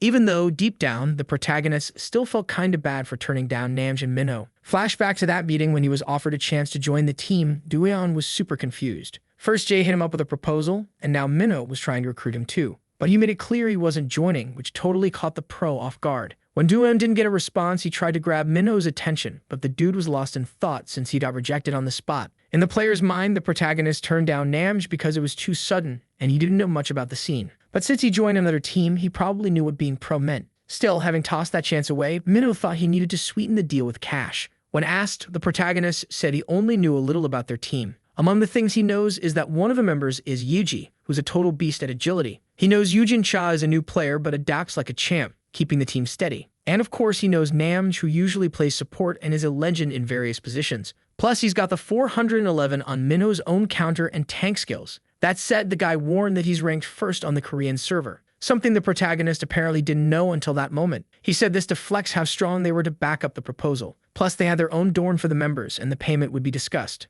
But even with all these perks, the protagonist's face showed a new vibe for Minho. Back to Doyeon's refusal, the guy asked if the boy's current team was really just a bunch of friends. And when he confirmed, Minho chuckled at this whole let's play for fun vibe. Even though he knew how hype it could be to set big goals with friends, he said they'd never go pro. At that moment, sure that Doyeon didn't want to go pro, Minho decided to drop it. But if his real goal was to snag first place, he made it clear that Doyeon would regret this moment. With those harsh words, he turned and bounced, leaving the protagonist feeling a chill. Moments later, while waiting for the elevator, Sarah found herself daydreaming about dinner. Plus, she wanted to know where Minho was because she wanted to reschedule the stream and he had ghosted. Just when she thought about him, the guy popped up in front of her, apologizing and giving her a mini heart attack. Minho quickly spilled where he had been, which made her even more surprised. She was worried about pushing her sister to chase after the protagonist, so she asked if he managed to find him just with that doodle. But more importantly, she asked how it went because she honestly wanted him on the team. Sarah was super hyped about this, but Minho said they should look for someone else. And to explain why, he assured her that even if he accepted, it would mess up the team since he wasn't ready yet. The next morning, Suho looked deep in thought, and while the protagonist focused on his hot coffee, Benny seemed the same.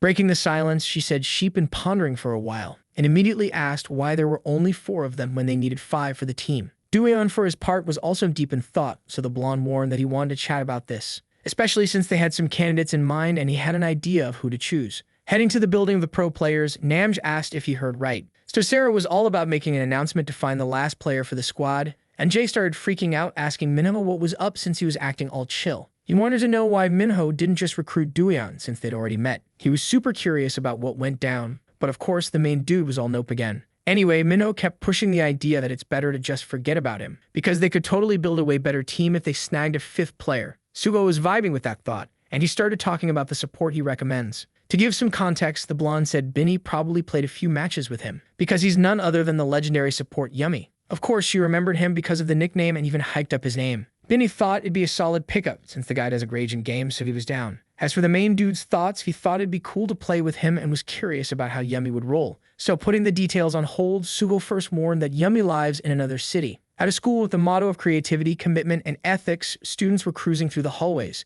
Everyone was buzzing about Fikapom, or Reaper as he's known, being a total god at PC Bond. Then Sander, in particular, got super annoyed and started kicking everything in sight. He made sure to say that Doyeon isn't that great. And calling his classmates clueless, he threatened them that next time he'd wipe the floor with them. Then he stormed off without explaining why he was so mad. Still in the hallway, Sander couldn't stop thinking about how wrong these students were. He was fuming about this because even after losing to him, people kept hyping him up. Anyway, his rage didn't last long because suddenly he noticed some important messages on his phone. And when he got a call, he had to pick up right away, even though he'd already said he hates being contacted. Cianmin claimed to have news, but Xander shot back that he'd already seen it. The truth is, he was also thinking about it. because after waiting forever, his big chance popped up with the recruitment announcement from Mam's team. Sometime later in the game, Spellboy asked if it was true they were bringing Yumi onto the team. When Suho said yes, the boy mentioned he played a few times with him. Then the blonde thought it'd be smart to jump into a game right away to test things out, so they started by putting that strong candidate in the match. Back at school, Sarah figured out from her sister's info why Jay was so ticked off at Minho. While the girl kept chatting, her sister insisted she wouldn't keep spying.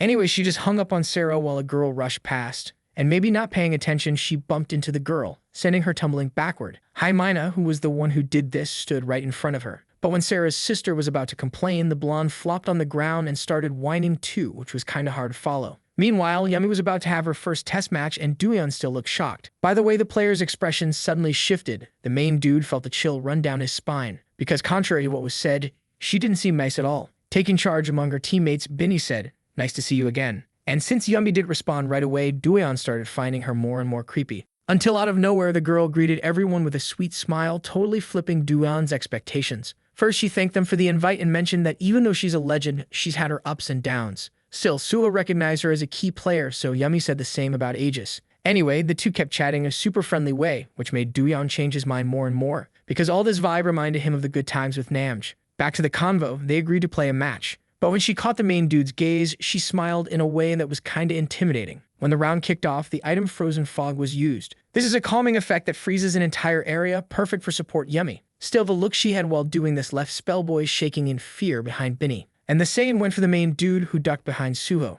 Anyway, when those expressions faded, she motivated them kindly, just like Namj. Behind the team's biggest tank, which is Spellboy, the duelists moved forward. Without wasting time, a player from the other team bolts solo to take out the tank. But Spellboy stands tall, ready to take the hit, and the squad rallies together. Out of nowhere, Yumi, who's lagging a bit, spots some weird movement nearby. That's enough to set off alarms, and she quickly warns the crew. A few seconds later, she yells, giving the main character a heads up to aim left. Just as he does, after a quick search, she spots a sneaky piece of something hiding behind a wall. With lightning speed and precision, Doyeon takes aim and fires, nailing the enemy right in the weak spot. As the enemy goes down, Yumi's face lights up with excitement. She praises our hero's skills, leaving him all blushy and flustered. Noticing Spellboy struggling after losing his transformation, she casts a healing spell that brings him back to full power in no time. So, while she doesn't replace Nam, she definitely holds her own. But then Suho starts taking some serious hits, and Yumi just tells him to fall back. Binny's locked on an opponent up high, but her aim goes off. Instead of throwing shade, Yumi cheers her on, saying it's all good and she'll get it next time. Finally, the whole team is totally under Yumi's spell. At the end of the game, they ask her to join the squad, and she's all in. Suho starts rambling about going pro, but then realizes it's not even needed. Anyway, he heads off to celebrate while Yumi gives the main character a wave. When asked about the team name, Suho jumps in with a suggestion he thought of. Without overthinking it, he throws out the name he thinks is the best. Back at school, when the girls bump into each other in the hallway, Mina is acting all weird, leaving Sarah's sister super confused. To her, it looks like the girl totally mimicked her fall and went down right after. But the crowd that shows up later didn't see it, so they help her up, all concerned. Out of habit, the girl opens her mouth to apologize, but then Juri pulls her away. Juri thinks there's no reason to apologize when the girl's the one who fell. So even being nice, Mina can't help but look annoyed. As expected, her sycophantic friends back up the blonde's story. But Juri saw the whole thing and caught Mina throwing herself onto Bonnie. So she asks why the blonde fell too, which totally catches Mina off guard. After a few seconds of awkward silence where everyone's trying to piece it together, Mina says she lost her balance, claiming Juri should have seen it from far away. She approaches with a sweet smile, asking if the other girl's okay. But Juri makes it clear she's got perfect vision.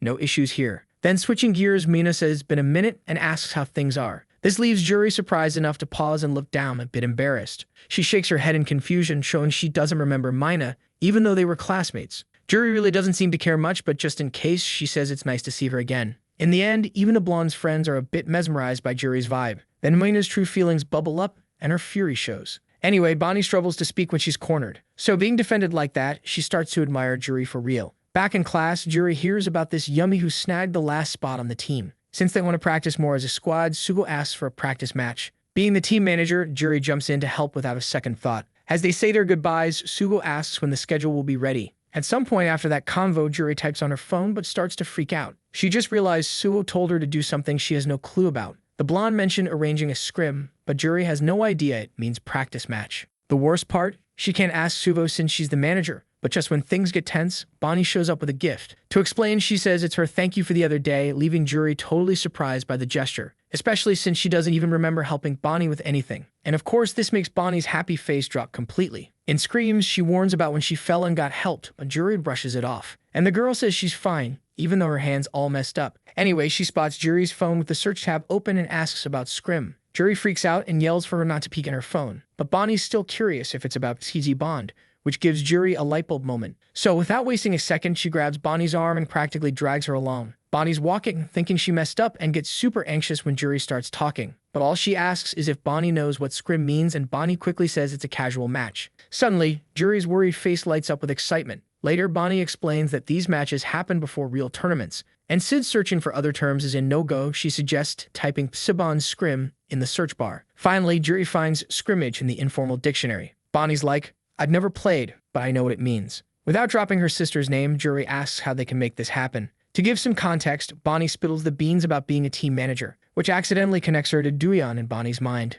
Anyway, Juri's super serious about needing to sort this out, so Bonnie's all in. She decides to help with whatever it takes. Juri asks how they'll pull it off, but Bonnie clarifies she has a friend who's also a manager and they swap numbers. But when she gets home, reality hits her hard, shattering her hopes. Bonnie asks her sister for help multiple times. She wants to know how to set up a scrim match, but Sarah's not having it, especially since Bonnie hung up on her last time while she was talking. About that, Bonnie tries to apologize, but remembers she's already asked for a lot. Sarah thinks it's weird Bonnie's making such a specific request since she doesn't even play, so Bonnie has to admit she has a friend who's curious about it. And with that, Sarah agrees to help out of sheer curiosity. To kick things off, Sarah says they need a community first. She warns that info is key and mentions several sites on the topic. One site she highlights is all about CZ Bond. Bonnie's shocked to see Duyan as the cover story on the community site. It explains that you can schedule a scrim by sending an invite on the site, or just set it up more casually like coordinating with friends. But Sarah insists that there's a better way to do it, and that's through an app called Concord. Of course, Bonnie's clueless about the app and thinks the name is weird. Her sister explains it connects players via mic chat,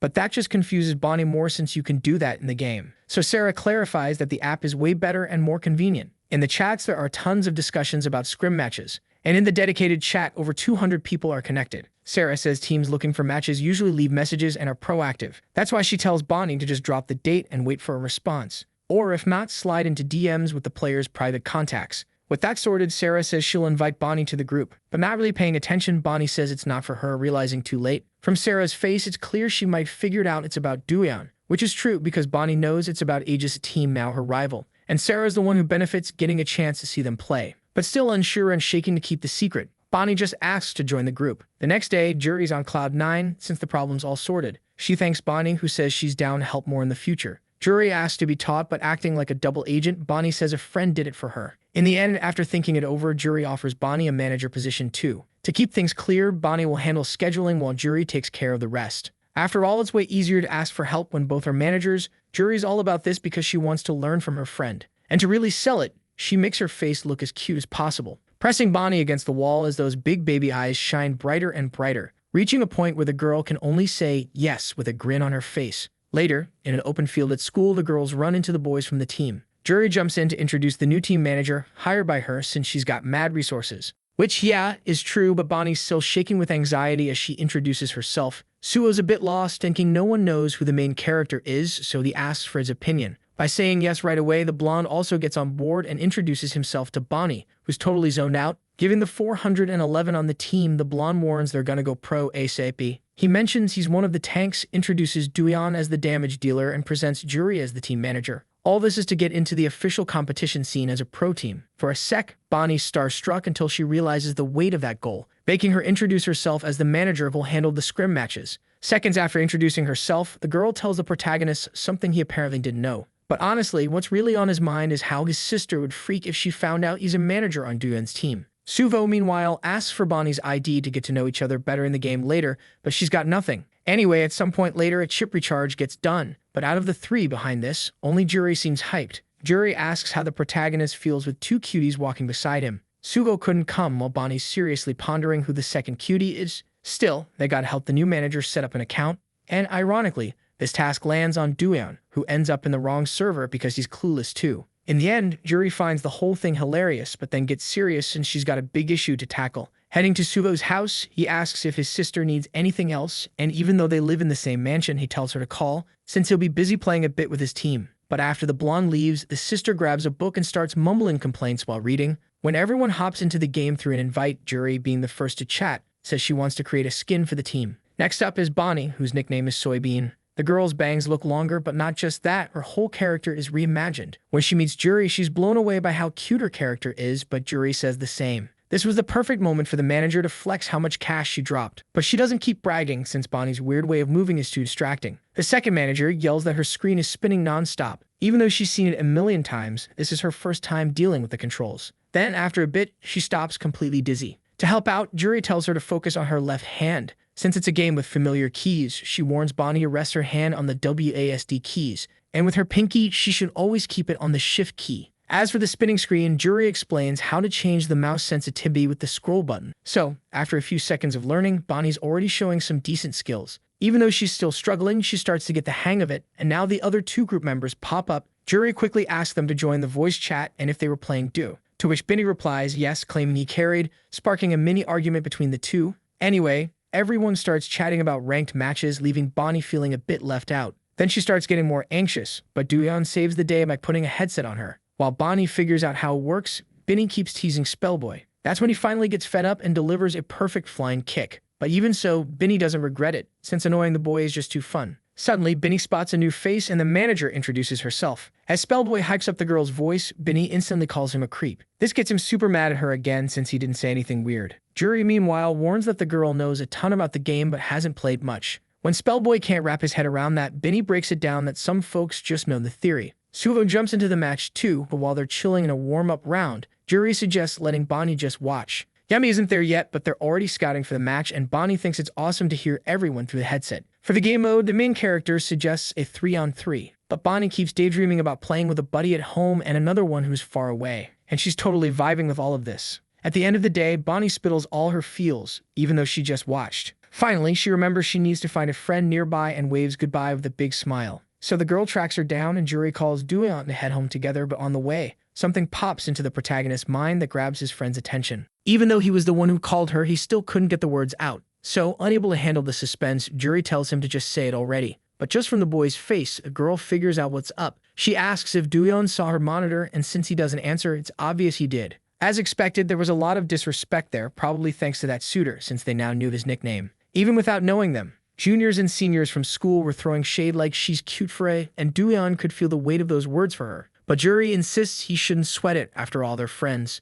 She really tells him not to be so down, especially since she's juggling a ton of stuff as a manager. First, she's got to sort out the uniform, plus the marketing and motivation for the team. She's even seen managers making lemonade for their players, so getting distracted isn't an option. Meanwhile, Bonnie's friend asks if she got closer to Juri after falling. Then Bonnie says that, even though she's tough to approach, she's super cute. About their night, the girl spills all the gaming fun they had at the cyber cafe. That was her first time playing, and it was a blast. So, even though she wanted to keep showering compliments, she decided to chill there. At the house of the pro players, two members are scratching their heads over the team's strategy. Minho stays quiet, and no matter what, Namj insists it still isn't enough. Both Sarah and another dude who seems to be a manager look a bit worried. The girl mentions that her pick will be a solid damage dealer. But Namj says mistakes won't fly because they're not looking for a player to train, but one who's already ready. Even though he was ranked first, Jay stuck to his guns and said no. Both Yuji and Yujin had never seen Jay act like this before. And the same goes for the managers who thought they should chat later. So before anything else, they switched the convo and hunting for snacks.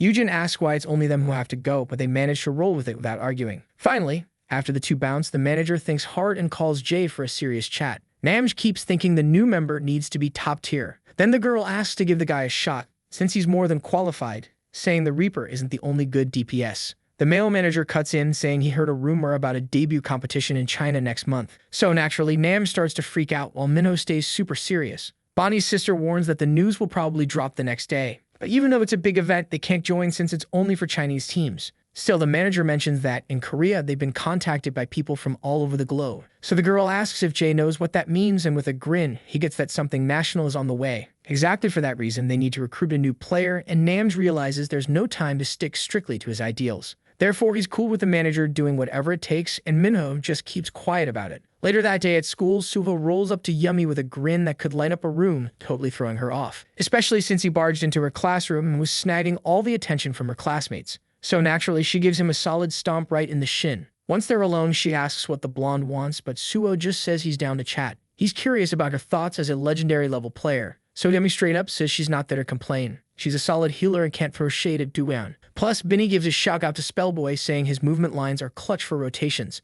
but she doesn't ignore his habit of ghosting the team sometimes. Honestly, the only one Binny's worried about is the blonde himself. He was supposed to be a damage dealer after all. Binny calls him out for having more deaths than kills, but instead of sticking to support, she suggests he dive into the tank class. Surprisingly, the blonde takes this with a smile. Yummy's left confused since you'd expect him to whine about the critique, so she returns the honesty with a gentle pat and some words of encouragement. Switching gears, they both agree that Suvo's got a lot to learn, even being just a year younger. And about the managers, Yummy thinks they're doing a solid job. Even though she wasn't a fan of Jury at first, she came to see her worth, and Bonnie's the same. By some twist of fate, they're all in the same year, but Suvo admits he still doesn't know Bonnie that well. Anyway, Binny says she's got a question about the protagonist's secret identity. She wants to know how Bonnie reacted when she found out. In her head, she bets Bonnie fainted, realizing her classmate is famous. After sharing her thoughts, she asks again, but the blonde seems to zone out. Binny presses the question, and Suo starts to sweat a bit until he finally spills the tea she's waiting for. After that chat, he's thinking Solo first convinced Bonnie doesn't care about the game. But then he remembers Binny praised her for her tactical eye. So there's definitely something off if someone uninterested knows that much. Breathless, a desperate player screams into the void. But he doesn't stop running for a second, because with all the healers gone, he needs to regroup with his team. At least that was the plan until he spots someone lurking, and it's Xander. The dude can sense something's off, but Xander pops up behind him way too fast. And as a healer, all he can do is scream before getting taken out in one hit. A second later, one of the fallen player's teammates shows up to face off with Xander, so the player yells for his buddy to take him out. But even though he's determined, the assassin just does what he does best, leaving the two enemy players to duke it out after getting wrecked by just one guy. Snagging 2 easy kills makes Xander's day, and since he took out the main healer, this round is his. But only in his head, because suddenly a message pops up saying 4 allies have been eliminated. Xander can't believe it, since he just took down 2 enemies solo. But it's true, because without communication and skill, having the numbers doesn't mean squat. So logging off, Xander's stress level skyrockets and he's about to lose it. But when he hears some noise, he has to mute his mic ASAP. His mom popped in to say dinner's ready. So once she leaves, he turns his mic back on and curses out each of his teammates, which of course makes them turn against him. One of the allies asks if that's how Xander talks to his mom with that mouth, and tells him to show some respect, but Xander doubles down on his rants. And especially for the ally who wasted the ultimate, he tells him to never team up again. Xander claims his teammates are a bunch of subhumans with 0 brain cells. So feeling hurt, they tell him to hit the road and roast him for getting humiliated by Duan at the Swag Cup. But Xander just fires back, telling each of them to shut it. In the end, the allies even thought about dropping the convo, which just made Neophilis even more annoyed. However, one in particular just peeped that behavior without saying a word. Then, when they naturally lost, Xander tossed his mouse up in frustration. And to make matters worse, the buttons on the mouse popped out like a beetle's nose. Sometime later, in a custom room, the player Seed hops in. Neophilis quickly mentions being in a bad mood, but she's not about to dwell on that. In fact, the girl gets straight to the point about how things are going. Then he thinks for a second, spills that he's got a super important interview the next day. For Seed, having an interview means he's already in the running. And even though he's not totally sure, Xander happily agrees that he might finally become a pro player. After all, when that happens, he can forget a bunch of bad stuff. Anyway, Xander says with determination that he'll crush these obstacles, and even without saying it, Seed knows he will. After that custom match, a message pops up on the boy's phone,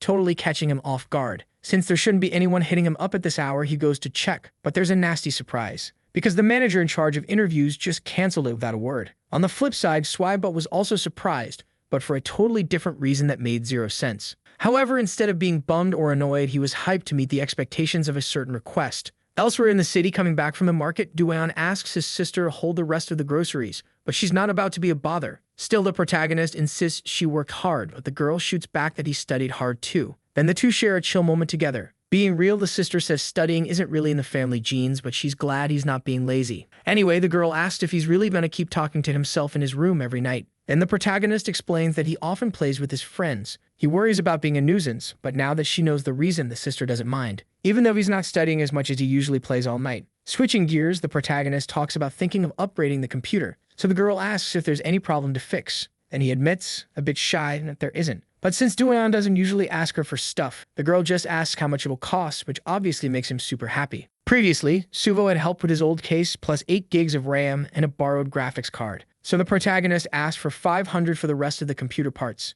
Clearly, the sister was not ready for that number, especially since Duan must be cheap since he borrowed most of it. Right away, the girl starts thinking about the bills, so Duan pulls back the request. However, since that wasn't what she meant, the sister assured him she helped when she got paid and gave him some cash to grab food with his friends. Switching topics, the sister talks about the hero's other friend, because he keeps helping giving away old stuff like the other day when he brought a monitor. Anyway, she remembers it all started because of a smart elect dude. And Duyeon hits the nail on the head when he thinks she might be talking about Sander, which makes him a bit down. At the same time, in the city in front of a huge corporate building, there was the very person they were talking about with a determined look. Going back in time, C complained a ton when she found out about the interview getting cancelled, and it was her suggestion that made him visit the agency in person. Responding to that message, he shared his thoughts, and at least they agreed he could come by. So now the boy knocks on the door, waiting for a response that soon comes. Then he walks in asking for permission. When he sees it's Neophilus there, an employee greets him. He asks the boy to sit down and checks if the place is to his liking. It also offers drinks, but since Sander declines, he gets straight to the point. First, he asks if the young man wants to hear the details. Then Sander simply says he doesn't get why they canceled the interview when suddenly, the corporate guy admits that Neophilus actually had everything they were looking for. This makes Sander even more fired up and demand a test within the game. However, even though he gets why he's upset, the employee wants to first explain the standards they look for when recruiting. As he is the manager of a well-known team, he was also a player once. But this was something Neophilus already knew because it was impossible not to know his name, Simon Wan. As Xander already knows, the manager says that in TC Bond players have unique roles. Some are more chill while others are total chaos. So, bringing together 5 of these wild players is exactly what he's aiming for. But because of this vibe, he puts character above everything else. Xander didn't see this coming, but Simon said that in any squad, character is just as key as skill, especially when it comes to picking players for an esports team. Still confused, Xander quickly asks what's up with his character. Then the manager spills that he still plays every day, and even if he's not as fire as before, he's still a grandmaster. So having played with the best, Simon showed what his character was in PC Bond. The truth is, he's faced a ton of drama playing with Neophilus. To dodge the awkwardness, he asked if they could wrap it up there. Xander still wasn't vibing with it, but even while giving another shot, the manager was sure it'd be a waste of time. Anyway, after all that, the manager asks if there are any more questions. Then, with his head down, Xander accepts everything but asks for the new test, totally unexpected. In this case, while the second manager rolls in, greeting everyone, another meeting gets set up. Xander bows in respect, thanking the manager for his time. And oddly enough, he leaves without blowing up, which Simon totally thought would happen. Anyway, the managers were chatting about some new scoop, the Duyeon case. They were planning something for the scrim match, and sadly, Xander overheard while sneaking out through the halls. So being far from that room, he couldn't hold back his rage anymore. With everyone in a custom match, Suho reminds them that today is the day of their first scrim. With a snap of his fingers, the second manager pops up and announces they'll face a team called United Pizza Union. Among the team members are pepperoni, hot barbecue, super supreme, double cheese, and Hawaiian. Apparently, they love pizza so much they combine their names, and even though they're lower ranked, Suho doesn't sleep on them. The first strategy is to bring Binny and Duyeon to take out the enemy tank ASAP. Then the manager says the match will be split into 2 parts, and with everyone ready, the match between United Pizza Union and Desperado, the new name of the team, kicks off. The protagonist team makes their move to position themselves on the field, and Duyeon stops at a solid distance to focus up. He spots 5 players right in front, charging toward the objective. Just what the blonde had mentioned, then Spellboy realizes it's his time to shine and transforms against a barrier that throws him off. The enemy's strategy was to set up 2 shields, one in front of the other, and since the protagonist had pushed up, he couldn't give the support he needed. Spellboy, who was also taking heavy hits, needed some healing. And with the enemy team's setup, there was no room to compete with melee damage. Having 2 shields and strong firepower, the crystal was snatched by the opponents. Suho, seeing this, tells his teammates to regroup. First, he says he'll cover Binny and asks her to break the shield. Then the girl summons her heavy artillery machine gun and pulls the trigger without mercy to wreck everything in front of her. Pepperoni starts to feel the heat, but it's already too late because his shield's been shattered. In this situation, the enemy yells for the other barrier to come, but both are broken, leaving them totally exposed. With their playstyle, they couldn't fight without shields backing them up. And now that an opportunity opens up, Yumi activates his global pandemic ability and hits the enemy team's DPS right away. This ability for 10 seconds drains 5 HP points every 2 seconds.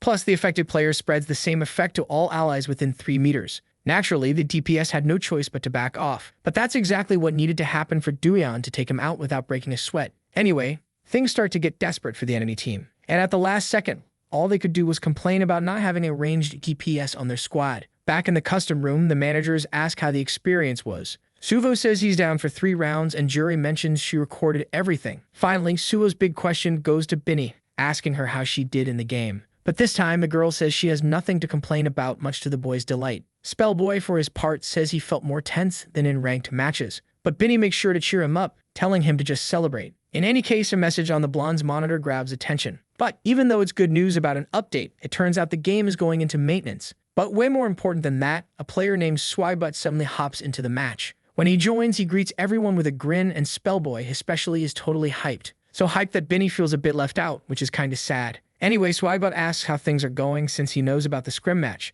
But then switching gears to what he really wants to know, Sugo asks if what he heard is actually true. There was an announcement, and without missing a beat, everything was laid out, leaving Sugo more skeptical, because apparently they were accepting applications for a competition happening in Korea. And as if that wasn't enough, judging by the team's excited faces, Swibot proudly reveals he'll be the main commentator at the event. Being buddies with Swibot, both Sugo and Duyan are stoked. Spellboy, of course, is also pumped, but on a whole other level. Anyway, Swibot says he loves the vibe of the game and is even more into the part where he interviews the players. But knowing he still needs to level up his game knowledge, he asks Suho and Duyan for a little help. Later, Swibot tells the boys to go for it. So, while chilling in a restaurant, Sugo starts dating into his plate. He also asks if he can drink, but obviously, Swibot wouldn't let a minor do that. Anyway, while munching, Suho notices something's off with Duyan. He wanted to eat, but he's overwhelmed by all the options. This is his first time dining in such a fancy place and trying these gourmet dishes. But besides that, it's also his first time with something else he's not ready to spill yet. Flashback to when Swagot randomly said he wanted to have dinner with the two boys.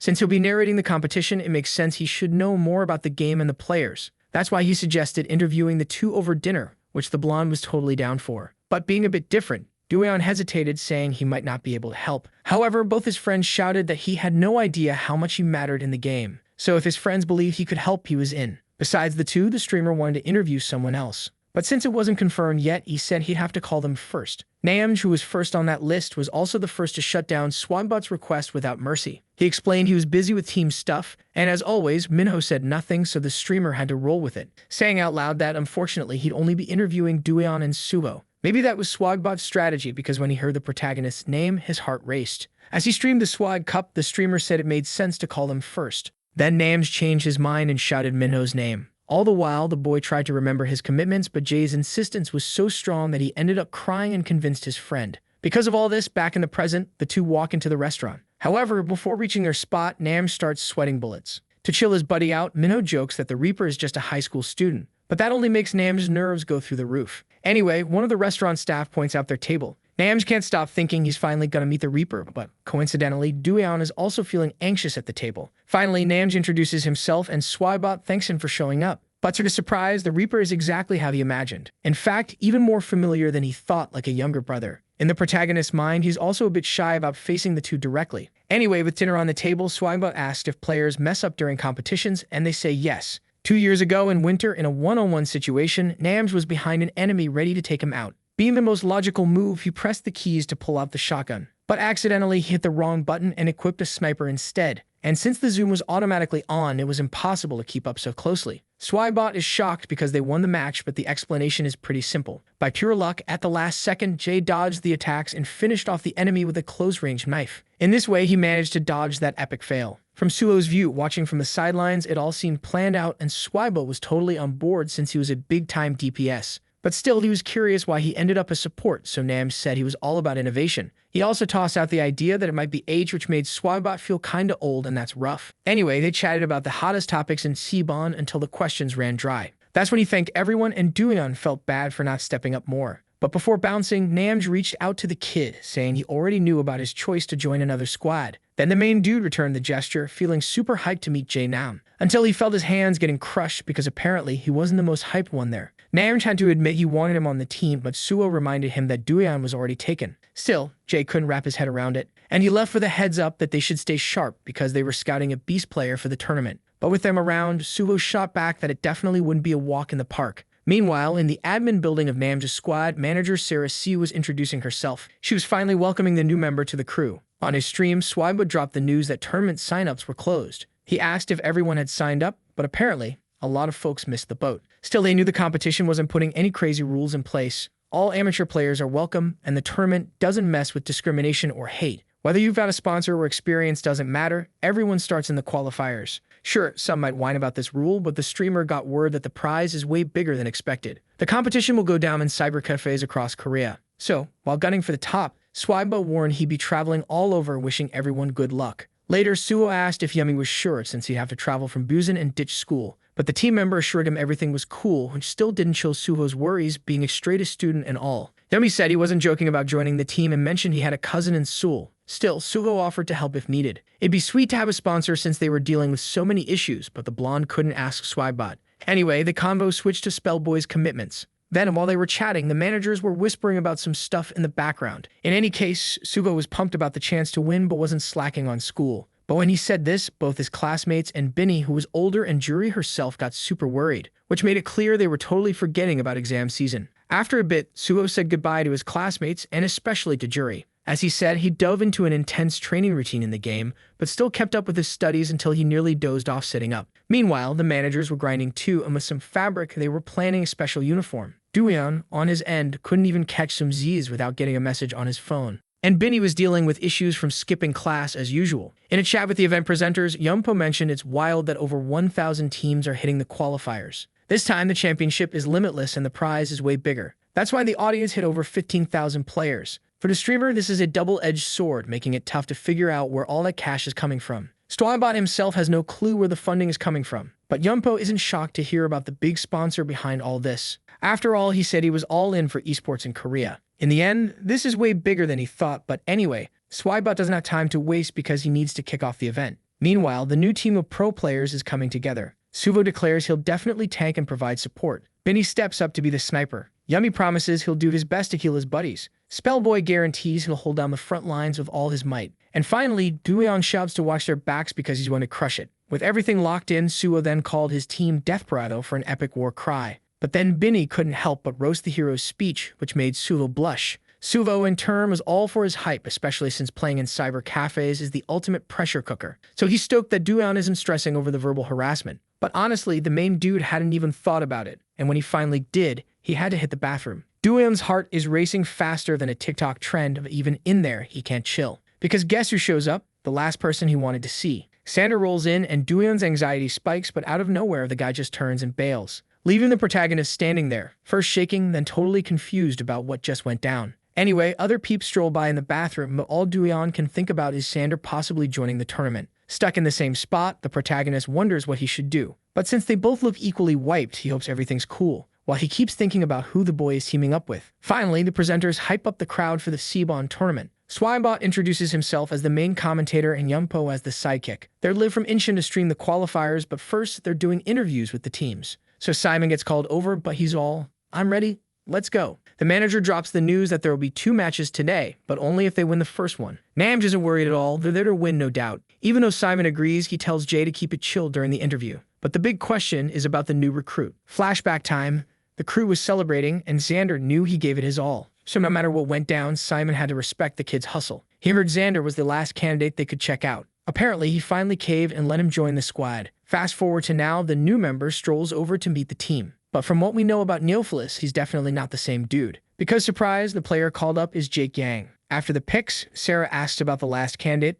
thinking the manager was into him. To back it up, she remembers Simon hyping him up a bunch. But the manager brushes it off, saying it was just a few compliments. After all, there were other players who were way more talented and nicer, and Neophilus wasn't even close to the Reaper. So back to the present, Sanders' fist slams against the bathroom wall where the protagonist is. Then he thinks, bad time to take a leak. Sander just keeps staring, and Dooyeon feels chills creeping up his spine. And it gets worse when Sander kicks the wall next to him. To top it off, Dooyeon gets yanked by the shoulder and slapped right in the face. He's standing there confused, but Sander shows zero remorse. Instead, he's got this look of disdain, and the protagonist is scared of what's coming next. Triggered by the moment, a memory from the past hits him hard, and it's not a good one from when Xander was roasting him with mean jokes. Dooyeon had been tied up and humiliated, so he begs for mercy, not wanting to relive that nightmare. He's shaking and desperate, probably exactly what Sander wanted to see. So Xander strolls off, calling him a loser and leaving him totally exposed. Later, the Desperado team gets called for their match against the 50 Cent team. Since he's never heard of them, Suho gets hyped and asks if everyone's ready. But now the look on the protagonist's face is pure terror, and before he can even process it,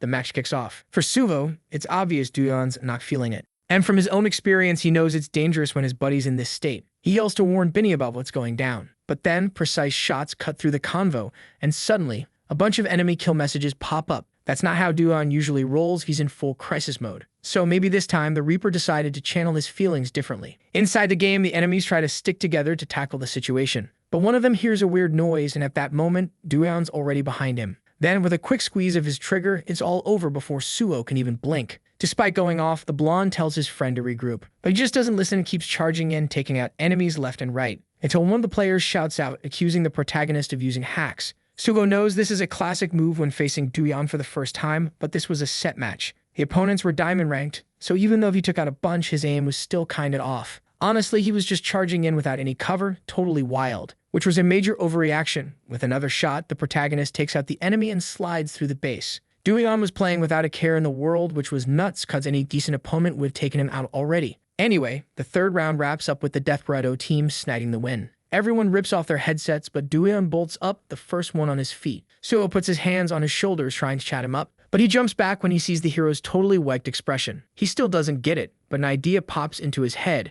and as he scans the crowd, he spots the one who might be behind Duyan's vibe. Suho feels annoyed for not catching Sander's involvement sooner, but since they've got another match later, his priority is checking on his teammate. Still, he knows he has to handle Sander, but Duyan thinks the opposite. In his eyes, the blonde is mad at him for messing up the game. So his response is that he can't afford to lose again. When a 1-hour break hits for all teams to grab some food, Sander sees someone heading his way. And that someone is Suho, who greets him with a fake smile. Sander just stares blankly, so the blonde repeats his greeting, throwing in a curse. Then Neophilis finally tunes in to settle the score. Anyway, Suho playfully brings up Sander's recent flops, which gets under his skin. But claiming he doesn't care about Suho's life, he leaves a final warning not to mess with Duyan again. Sander, on the other hand, gets hyped to settle things one-on-one. But Suho says he believes in the natural law called karma. That's why he mentions that he knows it might take a while, but advises him not to push it too hard. Then with a casual slap on the blonde's hand, Sander just strolls off. And in the end, Suho is curious about which team he's up against. But coincidentally, Sander heads straight for a guy who might have the answer and who's also total trash. Back with the team players, Spellboy suddenly gets a knee from Binny from behind, crashing to the ground like a toddler. Anyway, as he gets up, the girl offers him some snacks. Maybe because he's annoyed with her, Spellboy declines, then it's offered to Yummy, who happily accepts. While they munch, the two chat about how good the snacks are, but Spellboy thinks it's weird that his buddy is acting so formal. Since they're in a competition, Yummy thinks it's natural to be a bit more chill. But since they're on a break, he asks for more snacks from Binny, calling her bro. Anyway, Spellboy's eyes meet the girls and he quickly looks away. But instead of judging him, Binny actually thinks it's super cute. When the managers roll up to the cyber cafe where the competition is happening, it's packed. Everyone there is local players ready to compete. When he spots the two, Suho greets them asking if they found the place okay. But instead of answering, Juri just shows off a support poster she made for him. Spellboy, meanwhile, has never seen the girls and they've never seen him either. So it gets a bit awkward since Juri and the guy are shorter in the game. Anyway, Bonnie starts giving Binny a hand massage while asking about the earlier match. Both Juri and Suho are confident they'll win this one too, since it's just the qualifiers. However, the girl notices someone's missing, and when she sees how Duyan is looking, she's shocked at how rough he seems. Juri quickly asks if Duyan is okay, then Suho has to spill that they ran into Xander. And instead of being scared, the girl bolts off to get her revenge. Then, when Yummy asks who she is, Binny just says she's a total lunatic. Back to the protagonist's perspective, with things calming down, he takes a moment to reflect. Bonnie sits next to him to ask about the earlier match, but he replies short and sweet. Anyway, she starts talking to herself about game strategies, and when the protagonist realizes what she's typing on her phone, he unexpectedly sees it's a type of art featuring all the team members, which totally by accident lightens the mood a bit. Anyway, Juri freaks both of them out by yelling that she's got Sander covered. Duyan hears her but is super stressed about the clumps of hair in her hand. Just as he promised, Sander got ambushed in the bathroom and ended up bald. So, even though she scared the main character, she tells him to celebrate and offers him the hair, but Duyan's not having it. Anyway, it's finally time for Desperado to take on the Animal Friend Squad. So, with everyone in their gear, Suho leads the crew to their seats. But then the blonde notices Sander's also in the Burning Ambition match against Hello World, which complicates things. But even after all that drama, when Duyan takes a breather, he realizes he's not shaking anymore. For the group's luck, when the match kicks off, Suho checks the enemy ranks and they're all below the master. And this time, Spellboy tells our hero to stay behind him. On the enemy team's side, their cute avatars are all, "We've never faced Desperado before." So one of them suggests they should say hi to be friends. But soon enough, that friendly vibe drops, showing this hi isn't as chill as it sounds. The group zooms forward at a speed that leaves the allied team shook. One of them, rocking a Jaguar avatar, locks onto Yummy, who's so stunned he can't even move. After all, with all 5 enemies right in front of him, he's got no options. Yummy yells to his team that he's never been targeted so intensely. But Duyan tells him to chill, saying he's got this, and takes out 2 of them with a few shots. Suho also catches an opponent who's not great at dealing damage and calls for the protagonist, who, responding without a hint of panic, makes him super happy. Just for that, he hugs his friend, saying he's proud of his progress, and for some reason, Duyan feels better. Sure, he's still scared of Xander, but memories of Juri standing up for him are flooding back. From those times, she defended him, just like now when she got revenge for him. All of this was aimed at helping the protagonist shake off that trauma, and it finally worked. Desperado wraps up the match with a 2-0 win, moving on to the next day. On the flip side, Burning Ambition also gets announced with a perfect victory. But even with Xander right there and Sugo feeling salty about it, at least Doyeon's feeling more confident. In messages, Sarah asks if her sister's in the next qualifier, and Bonnie replies that she is. Sarah gets the scoop on the 2 wins, and Bonnie hears about her older sister's team's success too. Anyway, Sarah already knew Desperado wouldn't go down without a fight. In the end, Eugene says they need to bounce now, so Sarah suggests hitting up a barbecue spot. From Bonnie's view, she doesn't get why Sarah is so into her team, but she definitely knows her sister's plotting something. Anyway, all that worry gets pushed aside a bit to focus on the moment. Juri gives props to Suho, but also to Spellboy, which makes his ego skyrocket. Benny and Yumi trade compliments, and the same friendly banter happens with Doyeon and Sugo. So watching all that makes the girl's heart race, thrilled that everything's going smoothly. Finally, Suho goes to thank the managers for the uniforms, but since no one else did, Bonnie thinks he crossed a line. The blonde, though, insists that the gear is boosting the team's confidence, because it looks like they've already secured a spot in the quarterfinals, and for that, he's grateful. Then, happier than ever, the managers announce they'll also create a logo and a slogan. Bonnie's feeling more and more like celebrating with them. And while everyone's grinding hard, she thinks they should really pitch in with all the support to help them win. That night, banging on the door, Sarah storms in asking for drinks for everyone. Then Bonnie tells her to chill and complains about how her sister always pulls this kind of stunt. Sarah's dead tired, and she envies Bonnie because she's out having fun with friends while she's swamped with work. So feeling a bit bad, the girl fills just 1 cup for her older sister, who chugs it right away, feeling way more refreshed when she's done. Sarah hugs her sister, crying over all the work she had to do to bring the players together and handle the commitments. But she's also curious about where her sister's team will play next. However, the message for both was the same: return to the arena the next day. And to make things even crazier, Simon called, and the girl totally freaked out. Sarah picked up, staying chill, but made it clear she couldn't stand him. Anyway, about the game, she said Eugene and Yuji were crushing it. They had practiced all sorts of scenarios with Minho and Naeum, so they were totally ready. Jake was also holding his own, even with the pressure of being the new guy. In Sarah's eyes, the dude loves the spotlight, and Yuji being all passive is kinda sketchy. She wished the girl would step it up and push harder, among other things Bonnie was curious about. So when the girl hummed up and tossed her phone aside, jumping on the bed to crash, Bonnie interrupted, asking to be taught specifically how to talk like her. She wanted the secret to giving epic feedback, so Sarah saw a chance and asked to watch Bonnie's scrim match. Bonnie tried to dodge the request, but Sarah was all in, saying it was the quickest way to help the team. Plus, she made it clear she wouldn't learn to talk like her just to see the game through her eyes. After hearing her thoughts, Sarah said Bonnie would get the hang of it and could practice. Then, as Bonnie hesitated, Sarah reminded her she was kind of famous, putting her sister in a tough spot. But something way more important from her team was happening, because news about Psychopomp in the championship dropped in the group chat. And somehow, one of them figured out that the Reaper was Doyeon from first year. Somewhere in the city, Iji woke up still half asleep since it was super early. Anyway, she wandered around the house looking for Eugene, but the first person she bumped into was Jake, who was doing some bizarre beauty mask thing. Iji asked what he was up to so early, and the dude said it was his skincare routine. Since they were meeting fans, he thought it made total sense to keep his skin fresh, so she didn't question it. He even offered her some of his products, but Yuji figured it was better to practice instead. Still, before anything else, Jake asked her to pose and snapped a pic for social media. So he started posting with the caption, "We woke up early for the competition." And of course, Yuji started thinking he was a bit odd. In no time, the photo racked up over 2,000 views, and Jake was stoked about the compliments. But one comment caught his eye, talking about Psychopomp instead of him. He remembered this player from the Swagbot Streamer Cup, but the fact that he was in the tournament was not good news. In the protagonist's room, he woke up to his phone buzzing with messages. Everyone was already getting ready, so he started to feel the nerves while still in bed. Doyeon headed to the kitchen and told his mom how anxious he was. Then his mom asked what was up, if it was about the tournament. Since today was the big day, his older sister offered him a drink that might chill him out. While he sipped, he explained to his mom what this tournament meant to him. Finally, Doyeon finished his drink and realized he should have eaten something, so his sister offered to heat up some soup while he showered. At the event center, people were buzzing about the game and the Swag Cup players showing up. Since Doyeon didn't see Xander, he thought he must be in another arena, but then he felt a tap on his shoulder and almost fainted. Luckily, it was just Suvo and manager Bonnie, but they grabbed his arm and started staring at him all weird. Suvo quickly asked if he was okay since people knew who he was. The hero tried to play it cool, but as his feelings showed, the two started to react. First, they adjusted a pair of glasses and in a clumsy way changed a bunch of other things with some force.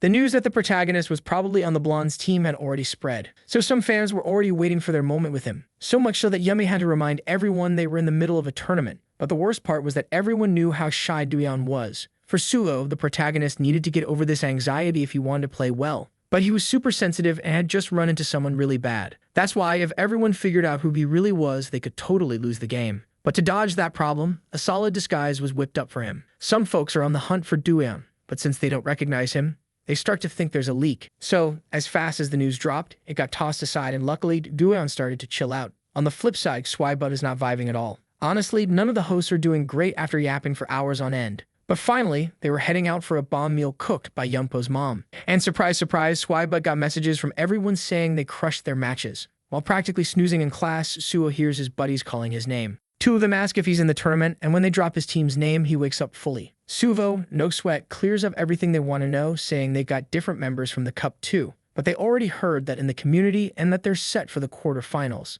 But that was a total FUD for now, and Suho said as soon as it's real, he'd grab a bite with them. So everyone started hyping him up in a totally chill way. And about the main dude, they began to doubt that news, since no one had spotted him at the cyber cafe. They figured he was just there to cheer since Juri and Bonnie were too. Later that same day, Spellboy is shook by how strong their team is because the finals are next week. Spellboy is really stressing about going pro, but the blonde's got his back. Plus, he drops that they'll hit the same spot as a solid team the next day. And since it's something big for the main dude, he says it probably won't be Burning Ambition. The team where Xander is playing from now should go somewhere else. Spellboy, on his end, warns that someone's blowing up his phone with messages. But Suho says it's not about his looks, it's because of the Swag Cup they joined. What Spellboy doesn't catch, since he wants to keep believing he's a heartthrob. So Suho does interrupt him, since keeping the group's vibe high is key. After all, this is their big shock to become pro players. The rest of the team lets out a war cry, and Dueon locks eyes with Juri. He notices she seems as friendly as ever, and knowing everything he did, focuses on the now. In the game, the team's next match, the main dude aims with his sniper at an enemy who's totally zoned out. And because of that, he gets a clean shot that takes him out completely,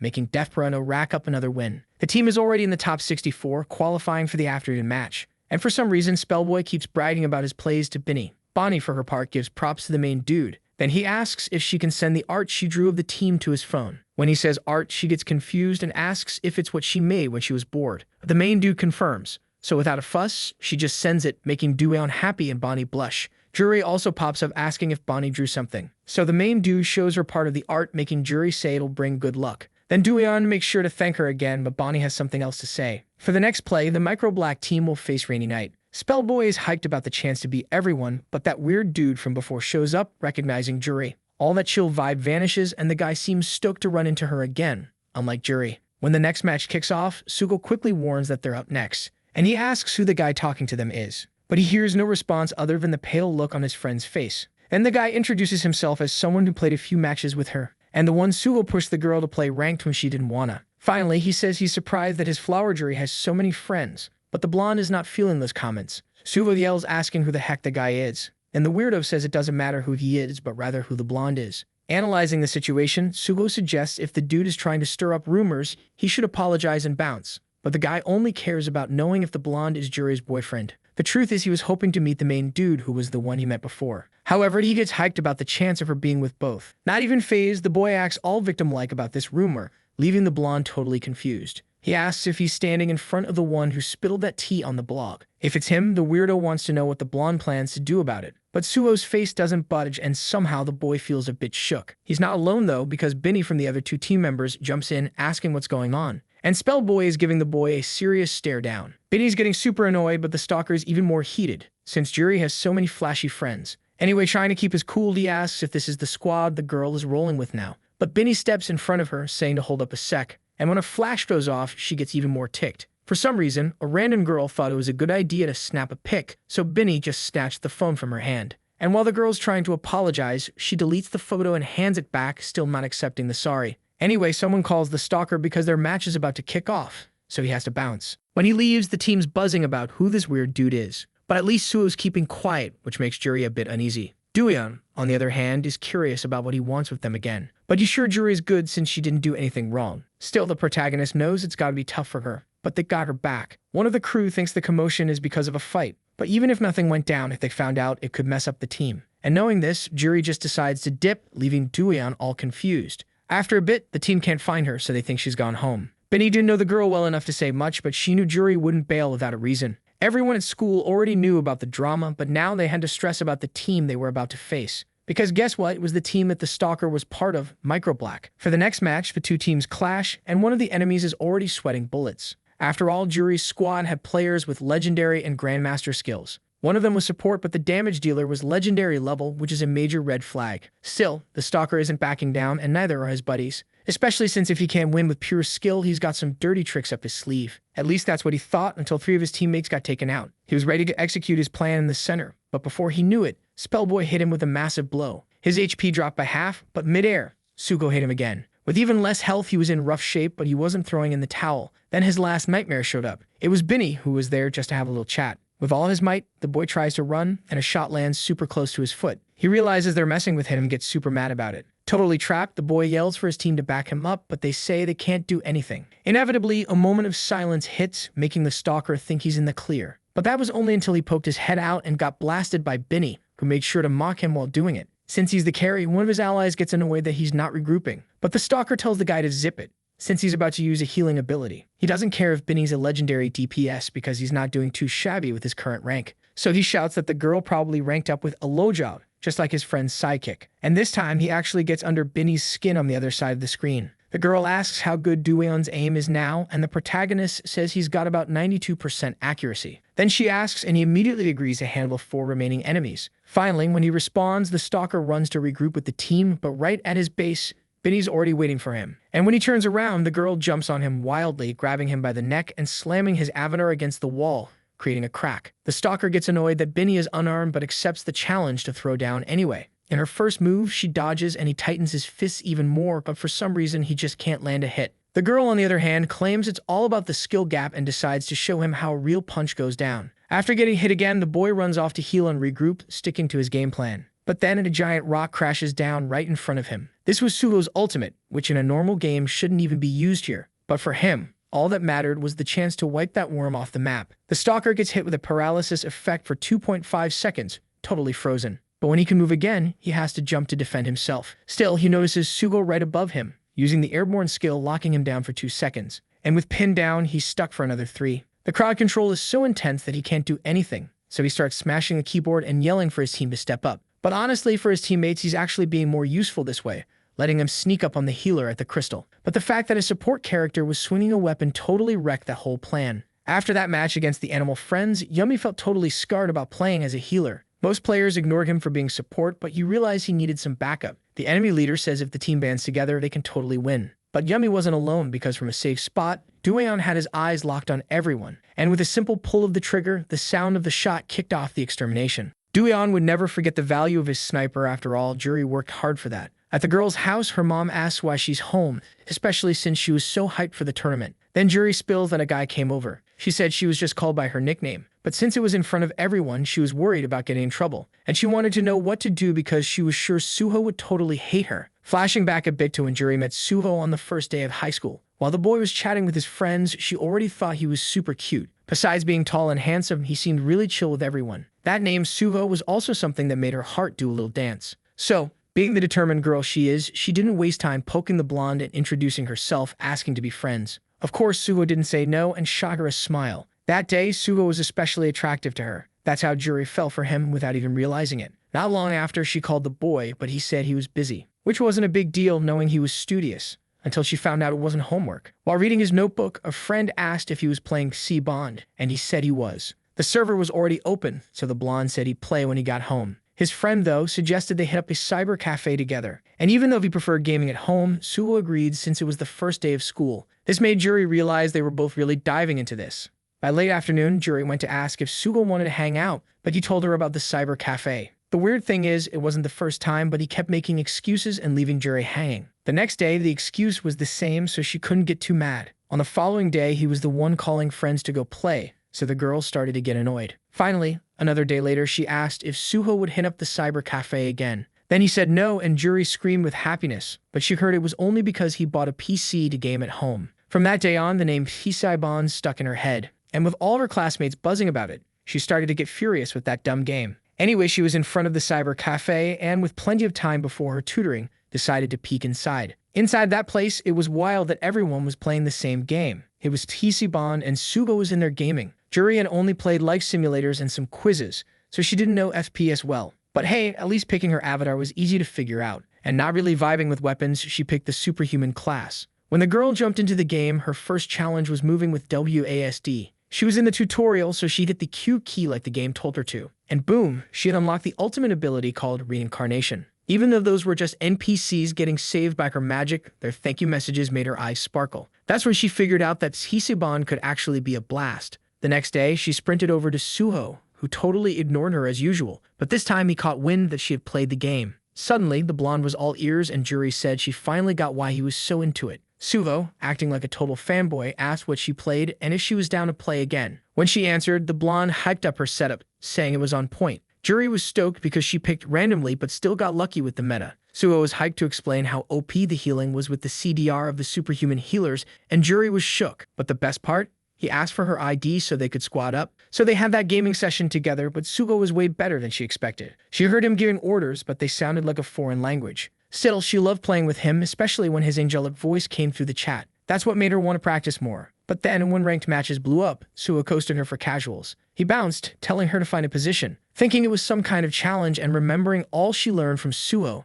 the girl felt confident. But even without being a pro, she knew that the silver rank she snagged was pretty trash. Still, she was cool with chilling away from Suho and kept enjoying the game. But in her matches, Juri kept getting stuck with super impatient teams. She didn't want to chat on voice, but it felt weird to play without a mic, so she yelled that she couldn't heal if they were too far. And at that moment, the stalker heard her, realizing right away that it was a girl's voice. At the end of the game, the guy flattered her, saying her healing was pro level, so Juri tried to keep it humble. Anyway, he invited her for a duo, and since she couldn't play with Suho anymore, she thought it was a solid offer. Plus, the guy seemed chill with all the compliments he was throwing her way. When he found out she was in high school, he asked when she'd log in the next day. But since she wasn't sure, the girl dropped her number for the stalker to hit her up. And that's how Juri started getting tangled in the web of a not-so-cool spider.